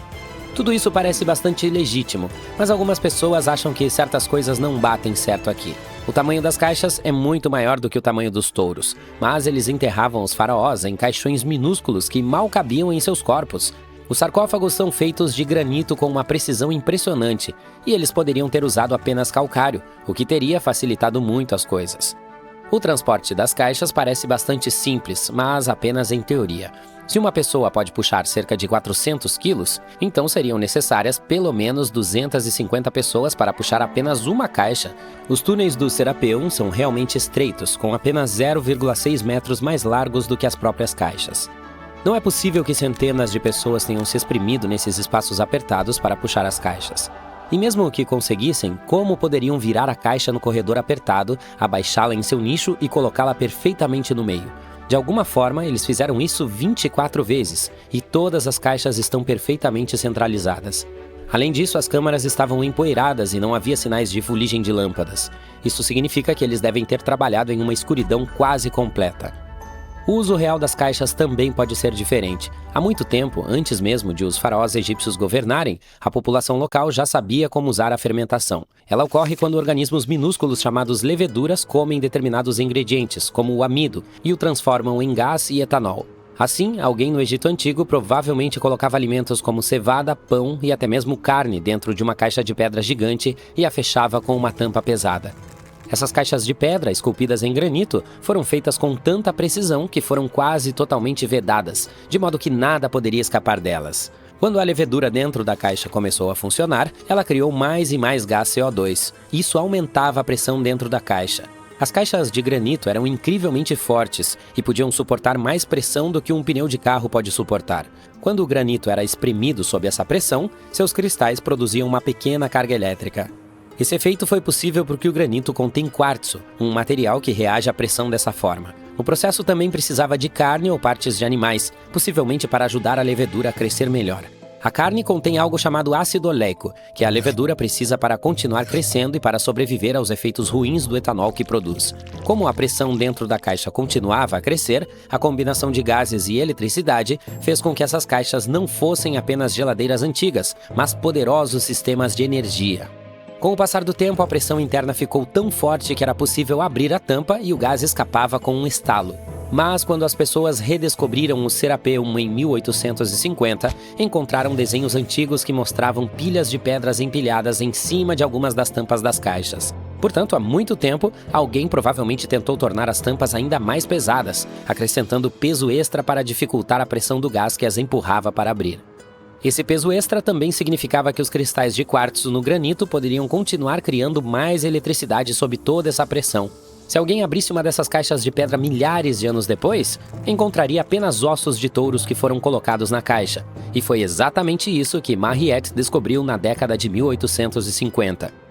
Eles abriram o Serapeum para visitantes logo após as primeiras escavações, na segunda metade do século XIX. O príncipe de Gales chegou a almoçar com seus convidados em um dos sarcófagos. Areias e terremotos tornaram o local inacessível por um tempo, mas agora você pode visitá-lo novamente e tentar desvendar o mistério por conta própria. Com a nova tecnologia, em breve poderemos ter respostas para muitos outros mistérios históricos. Recentemente, uma equipe de cientistas do Field Museum of Natural History de Chicago usou um scanner especial de tomografia computadorizada para saber mais sobre múmias egípcias antigas sem desembrulhá-las. Eles levaram 26 múmias em carrinhos personalizados até o estacionamento onde o scanner estava esperando. Ele tirou milhares de fotos detalhadas de raios-x de cada múmia e de seus caixões. Quando todas as fotos foram reunidas, foram criadas imagens em 3D que mostravam o que havia no interior, os esqueletos e alguns artefatos. Os cientistas esperam que essas imagens os ajudem a entender as antigas práticas de sepultamento egípcias de mais de 3.000 anos atrás. Embora o processo de escaneamento tenha levado apenas 4 dias, talvez sejam necessários 3 anos para estudar todos os dados. Mas os cientistas conseguiram descobrir alguns detalhes pessoais sobre as múmias. Um dos indivíduos mumificados mais populares do museu, Lady Shenetá, foi uma mulher que viveu no Antigo Egito há cerca de 3.000 anos. Parece que ela faleceu no final dos 30 ou início dos 40 anos. Para garantir que seu corpo estivesse completo para a vida após a morte, os embalsamadores colocaram um enchimento em seu pescoço para evitar que ela caísse. Também colocaram olhos artificiais em suas órbitas para que ela tivesse olhos no outro mundo. Ela foi embrulhada em linho elegante e colocada em um caixão lindamente decorado. Os exames revelaram que ele havia sido cuidadosamente confeccionado com uma fenda na parte de trás que os embalsamadores usavam para encaixar o corpo. Havia também alguns detalhes artísticos na superfície, como marcas nos joelhos. Parece que seu enterro foi feito na escala de um carro de luxo de alto padrão. Você está andando pela rua e vê uma loja de antiguidades de aparência estranha chamada Quinquilharias Eternas do Senhor Incrível. Como fica curioso, entra lá, dá uma olhada em todas as coisas estranhas. De repente, um velho papel de pergaminho dobrado chama sua atenção. É um mapa mundi, mas há algo errado com ele. Em vez de mostrar os países como você os conhece, apresenta a localização de 4 mitos e civilizações perdidas. O Senhor Incrível, o proprietário da loja, se aproxima depois de perceber seu choque e diz: "Este mapa não lhe permitirá encontrar esses lugares nem nada, mas posso lhe explicar as lendas por trás deles se quiser." Vou começar com Atlântida. Talvez você a conheça como o reino subaquático do Aquaman, mas a Atlântida, a ilha fictícia, foi, na verdade, apresentada pela primeira vez em 2 obras de Platão. De acordo com ele, era uma civilização altamente avançada que existiu cerca de 9.000 anos antes de sua época, e sua história foi transmitida por poetas, autores e outros. Platão escreveu sobre Atlântida e seus cidadãos para dar uma lição de moral e ensinar sobre os perigos da arrogância, bem como a respeito da eventual queda daqueles que buscam muito poder.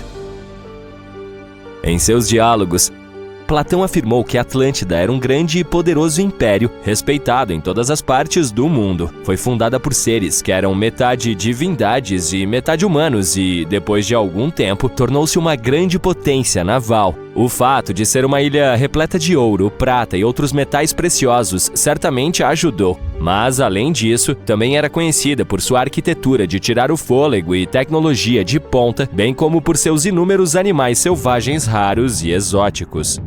Os Atlantes tinham orgulho de suas grandes conquistas e da perfeição de sua civilização, mas seu orgulho excessivo traria sua ruína.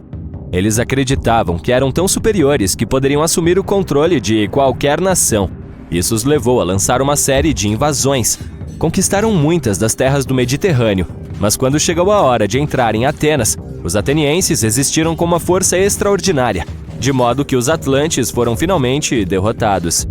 Platão afirmou que as divindades, então, ficaram furiosas com os atlantes por causa de sua maldade, ganância e imoralidade, e por essa razão os puniram, enviando terremotos que fizeram com que Atlântida afundasse no mar.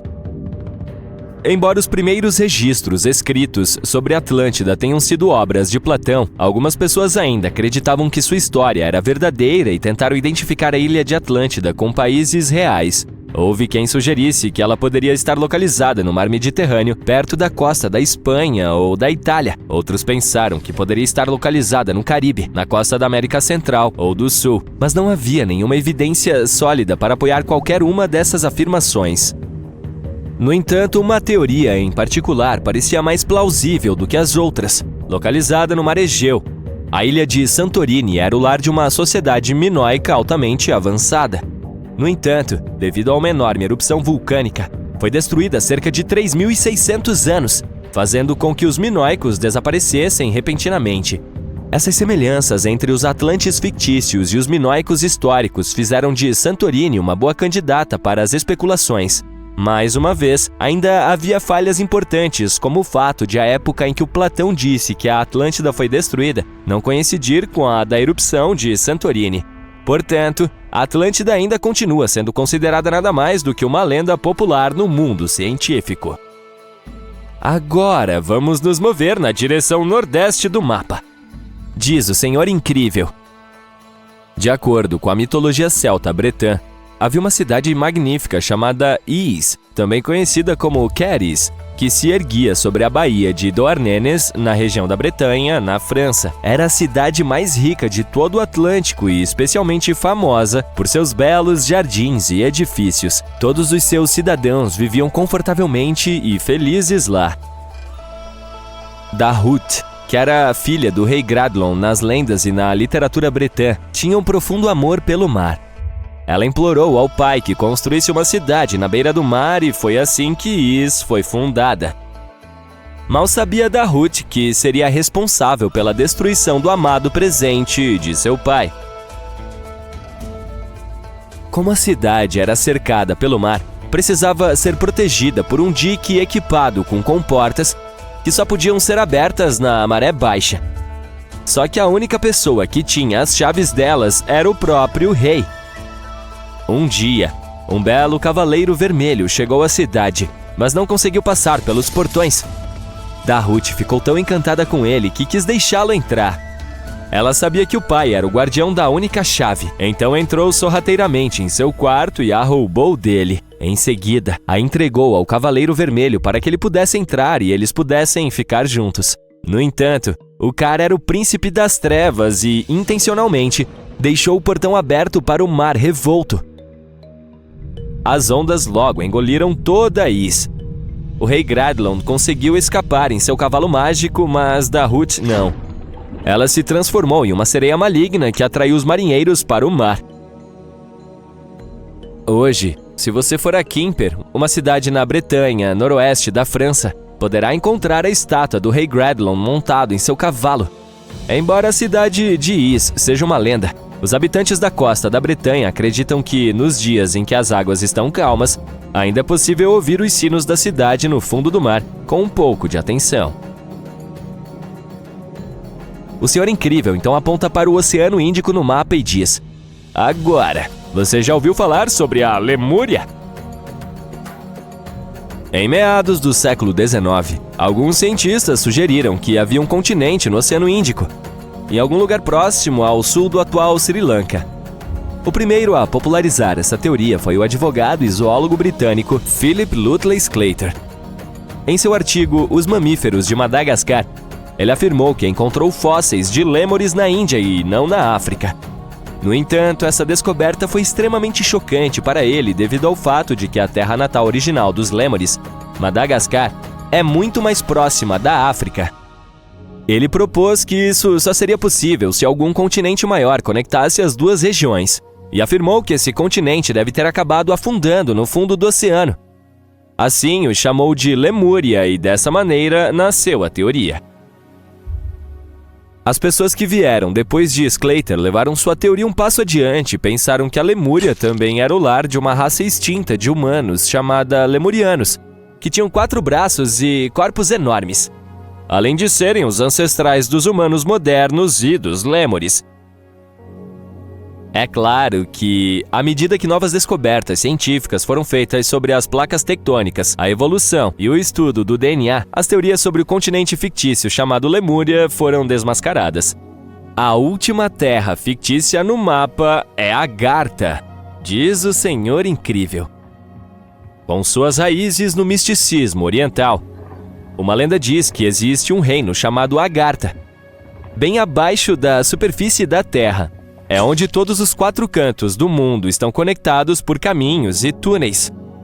Dizem que há uma entrada secreta para Agartha escondida no deserto de Gobi, construída pelos próprios agarthanianos usando tecnologia avançada que não pode ser detectada por nós aqui de cima. De acordo com algumas crenças, Agartha existe para contrabalancear as energias daqueles que vivem acima da superfície. Enquanto nós vivemos em um estado de pressa e emoções intensas, esse mundo abaixo é totalmente o oposto. Alguns até dizem que aqueles que escaparam da Atlântida fugiram para lá, para continuar suas vidas dentro do núcleo do planeta. E ainda, outros acham que essa é, na verdade, uma terra repleta de todos os tipos de monstros. Mas não precisa se assustar, pois a ciência moderna provou que o núcleo da Terra não é realmente oco e é uma bola sólida de ferro quente. Portanto, você pode cancelar seus planos de viagem ao centro da Terra caso tenha feito algum. Obrigado, Senhor Incrível! Se alguém finalmente inventar a viagem no tempo e você embarcar em uma viagem ao passado, não reconhecerá muitas das coisas que conhece e ama hoje. A Estátua da Liberdade e as pirâmides egípcias, alguns aparelhos básicos, como o controle remoto e o laptop, e até mesmo o milho que você come no almoço, mudaram para além do reconhecimento. Quando as pirâmides foram originalmente construídas no Antigo Egito, em Gizé e em outros lugares, elas não pareciam nem um pouco marrom-arenosas.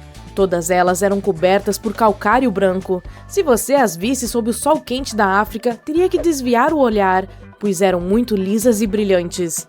Os construtores usaram cerca de 6 milhões de toneladas desse material somente para a Grande Pirâmide de Gizé.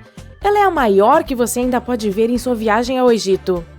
As regras locais eram bastante parcimoniosas e reutilizavam algumas das pedras de revestimento em outros projetos de construção. Um grande terremoto no século XIV também soltou algumas das pedras. Portanto, você não verá muito calcário, mas parte dele ainda está lá, no topo da pirâmide de Khafre, em Gizé. Parece que ela tem um segundo pico em cima do primeiro. Nos tempos antigos, todas as pirâmides costumavam ter pedras de cobertura chamadas pyramidions, cobertas com uma mistura de ouro e prata. A maioria delas se perdeu ao longo dos séculos, mas você ainda pode ver algumas em museus. Elas mostram imagens de divindades egípcias. As pirâmides provavelmente foram modeladas com base em uma pedra pontiaguda sagrada, a Benben. Ela representava os raios do sol. Agora, levantar pedras pesadas não era tão simples sem a tecnologia que temos hoje. Acho que você concordará comigo se ajudou seus amigos a se mudarem pelo menos uma vez e eles te fizeram carregar o sofá. Mas os egípcios inteligentes do passado pensaram nisso e escolheram o formato de pirâmide. Ele permite que o peso seja distribuído uniformemente por toda a estrutura. A Estátua da Liberdade também passou por uma grande reforma desde que foi inaugurada em 1886. Acredite ou não, ela costumava ser de cor marrom brilhante, como uma moeda de 1 centavo. 20 anos depois, mudou sua cor para verde. Não se tratava de uma declaração de moda, mas de uma reação química. A estátua é coberta por centenas de finas folhas de cobre. Quando o cobre reage com o ar, ele forma naturalmente uma camada protetora chamada verdete. Essa camada protege o que está sob ela contra a corrosão, e é por isso que as estátuas e outros objetos feitos de cobre, latão e bronze podem durar tanto tempo. Quando a Lady Liberty ficou verde pela primeira vez, as autoridades decidiram que seria uma boa ideia pintá-la por toda parte. Isso foi muito antes das mídias sociais, portanto, não era possível simplesmente deixar um comentário irritado no post que descrevia a ideia. Mas eles escreveram sobre isso nos jornais locais, e o público não gostou da ideia. Em seguida, o Times entrevistou um fabricante de cobre e bronze, e ele confirmou que não deveriam repintá-la porque a remoção da camada protetora significaria destruir a estátua. Ao longo dos anos, as pessoas sugeriram pintar a Lady Liberty várias vezes, mas ninguém nunca o fez. Não sei quanto a você, mas não consigo imaginar essa estátua em outra cor, então acho que é melhor assim. Você gosta de bananas tanto quanto eu? Da próxima vez que saborear uma suculenta e macia, lembre-se de que precisa agradecer a reprodução seletiva por essa textura. As bananas selvagens originais tinham muitas sementes grandes e duras e pouca polpa deliciosa. E quem não gosta de uma melancia docinha? Ela tem uma história de mais de 5.000 anos e costumava ter uma polpa amarga, branco-amarelada e era muito difícil de abrir. A reprodução seletiva salvou o dia novamente e as melancias ficaram muito mais doces. Os cientistas japoneses foram além e inventaram a versão sem sementes. A avó do milho é uma grama mexicana chamada teozintos. Os grãos dessa grama eram pequenos e difíceis de obter. Os agricultores de muitos milhares de anos atrás guardavam as sementes apenas das plantas que eram maiores ou mais saborosas, ou com grãos mais fáceis de moer. Obrigado, meus amigos, por nos darem o milho que é comestível e até mesmo delicioso. E imagine só, os abacates selvagens eram tão pequenos que cabiam facilmente na palma da mão. O caroço deles era tão grande que você não encontraria muito material comestível em seu interior. Eles também tinham uma casca muito mais dura do que as que estamos acostumados. Você provavelmente não conseguiria trabalhar muito sem o seu querido computador de hoje, mas não sei dizer exatamente a quem agradecer por essa invenção. O ABC de 1942 é um dos concorrentes ao título de primeiro computador. É a abreviação de Atanasoff Berry Computer, computador Atanasoff Berry, que recebeu o nome de seus inventores na Universidade Estadual de Iowa. O ABC pesava mais de 300 quilos. Sim, o seu deve ser bem mais leve do que isso. Esse grandalhão consistia em cerca de 300 tubos de vácuo e tinha um tambor rotativo um pouco maior que uma lata de tinta que continha pequenos capacitores. Um capacitor é um dispositivo capaz de armazenar uma carga elétrica como uma bateria. O ABC podia resolver problemas com até 29 variáveis diferentes para ajudar os cientistas a economizar tempo. Como os computadores modernos, ele usava dígitos binários, uns e zeros, para representar todos os números e dados. Por isso, foi possível fazer os cálculos eletronicamente. E agora, minha parte favorita. O ABC concluía uma operação a cada 15 segundos. Só para você comparar, hoje são milhões de operações por segundo.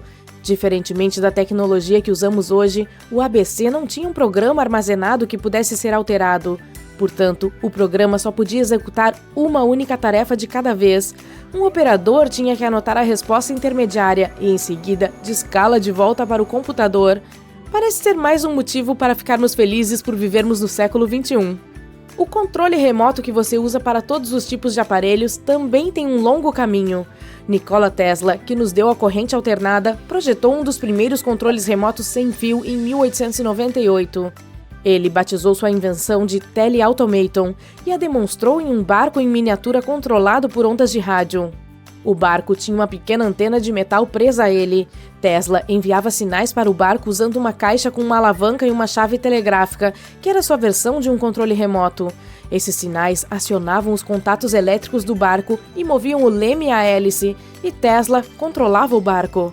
O conceito de controle remoto logo se espalhou para outros aparelhos. O primeiro controle remoto de televisão surgiu em 1950. Ele foi projetado pela Zenith Radio Corporation e chamado de Lazy Bone, ou osso preguiçoso em tradução livre. Não leve isso para o lado pessoal, por favor. Esse Lazy Bone tinha um cabo enorme que era conectado ao aparelho de TV. E aqueles que o testaram não se apaixonaram pela invenção, porque tropeçavam no cabo. Sinto sua dor, meus amigos. Se você mora ou trabalha em um dos últimos andares, vai adorar este aqui. Conheço o primeiro elevador de passageiros. Ele viajava a uma velocidade de 12 metros por minuto. Não é o mais rápido, eu sei, comparado ao recorde atual, que é de 12 metros por segundo. Mas, ei, ele foi construído em 1857 em Nova York e era mais uma atração turística do que uma necessidade. O elevador tinha um motor a vapor escondido no porão de um prédio de 5 andares. 3 anos depois, ele foi desativado porque o público não gostou. Na mesma época, Otis Tufts registrou a primeira patente de uma ferrovia vertical. Sua invenção incluía um vagão real com um banco interno para as pessoas se sentarem. Me parece um ótimo lugar para curtir com os amigos. O que você acha?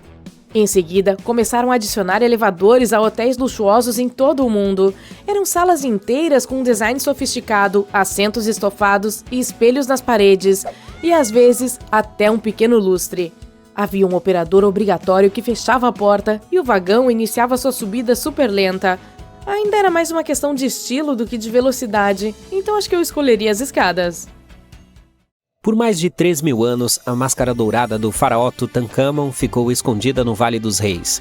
Esse artefato, que tem cerca de 54 centímetros de altura, mostra como os antigos egípcios eram habilidosos e artísticos. Mas ninguém esperava que os raios-x revelariam seu maior segredo. O rei Tut foi o último governante de sua família durante a 18ª dinastia. Ele assumiu o trono com apenas 9 anos de idade, mas governou por apenas 10 anos antes de falecer inesperadamente. Para sermos honestos, no Antigo Egito ele foi esquecido pelos governantes que vieram depois dele. Seu túmulo não era uma grande coisa para eles, tanto que até os ladrões de túmulos se esqueceram dele. Isso pode parecer um pouco triste, mas a verdade é que foi uma ótima notícia para nós. Como seu túmulo foi praticamente esquecido, ele acabou sendo perfeitamente preservado. Enquanto as outras tumbas do Vale dos Reis foram saqueadas, a dele permaneceu lacrada e intocada. Assim, quando foi descoberta em 1922, ela continha mais de 5.000 objetos preciosos em seu interior. Isso fez de Tutankhamon basicamente uma celebridade instantânea e um dos faraós mais conhecidos atualmente. Entre os tesouros estava a peça mais impressionante, sua máscara de ouro. Disse que essa máscara era uma imagem exata do rosto do rei, ou pelo menos era para ser, mas falaremos disso mais tarde. O objeto dessa representação exata de seu rosto era garantir que sua alma o reconhecesse na vida após a morte e retornasse ao seu corpo mumificado. Nas antigas crenças egípcias, isso permitiria que ele continuasse a viver na vida após a morte. Os detalhes da máscara claramente pareciam incrivelmente difíceis de serem criados, mas as pessoas só perceberam o quão complexa ela realmente era muitos anos depois. Os primeiros raios-x da máscara foram tirados em 1967. Naquela época, o principal motivo para esses exames era prático: conservação. A máscara estava indo para Paris para uma exposição, e era a primeira vez que saía do Egito. Isso os ajudaria a manter o controle de quaisquer alterações durante a exposição. Além disso, as imagens poderiam fornecer pistas sobre como a máscara foi feita, mas naquela época eles provavelmente não tinham plena noção da complexidade de sua construção. Os ourives egípcios não usavam técnicas modernas de solda, então como eles fizeram essa máscara? Novas radiografias feitas em 2007 nos deram algumas respostas. Acontece que os egípcios não usavam ouro puro, que é de 24 quilates. Na verdade, a máscara era feita de ouro 23 quilates, o que significa que foi misturada com outro material. Então, os especialistas descobriram que as folhas de ouro continham uma pequena quantidade de cobre, um metal marrom avermelhado. Isso provavelmente foi feito para tornar o material mais flexível e mais fácil de moldar. Eles então moldavam as folhas de ouro, aquecendo-as e martelando-as repetidamente. Mas havia mais um segredo dentro da máscara que só foi descoberto em 2015. No ano anterior, a equipe do Museu Egípcio do Cairo estava trabalhando na exposição da máscara quando a longa barba da máscara foi acidentalmente arrancada. Outra teoria é que a barba havia se soltado com o tempo e simplesmente caiu. De qualquer forma, o fato de a barba do rei Tut ter se soltado causou muito estresse. Afinal de contas, estamos falando de uma das maiores atrações turísticas do Cairo. Portanto, os especialistas tiveram que resolver o problema rapidamente. O processo de restauração começou com um registro detalhado das condições da máscara. Para isso, eles tiveram que fazer uma varredura tridimensional completa do artefato. E, por acaso, eles encontraram algo muito interessante na máscara. Dentro da barba real, há um tubo de ouro, uma estrutura intrigante que os egípcios provavelmente usaram para prender a barba ao restante da máscara. E isso provou mais uma vez que o processo de fabricação dessa máscara era ainda mais complexo do que os especialistas pensavam. Mas os mistérios não param por aí. Lembra que mencionamos que a máscara era considerada a representação perfeita do rosto do rei Tutankhamon? Bem, isso pode não ser totalmente verdade. Algumas teorias populares sugerem que a máscara nunca foi feita para ele, e na verdade foi feita para outra pessoa. Um estudo publicado em 2015 sugeriu que a máscara foi originalmente feita para uma mulher faraó, sua suposta madrasta, a famosa e bela rainha egípcia Nefertiti. A maior pista vem de uma inscrição na máscara. À primeira vista, ela parece pertencer a Tutankhamon. Porém, após um exame minucioso, os pesquisadores notaram que havia outra coisa escrita sob o nome do rei Tut. O carimbo com o nome real parece ter sido alterado, e originalmente tinha algo escrito que se traduzia como Rainha Nefertiti. Há outra característica da máscara dourada do rei Tut que foi ignorada durante anos, o que aumenta ainda mais o mistério.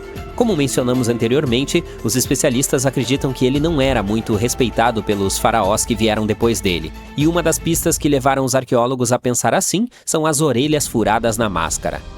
Alguns pesquisadores acreditam que o rei Tutankhamon não teria usado brincos depois de criança. Portanto, de acordo com a teoria deles, quando ele faleceu aos 18 anos, não deveria ter sido representado com orelhas furadas.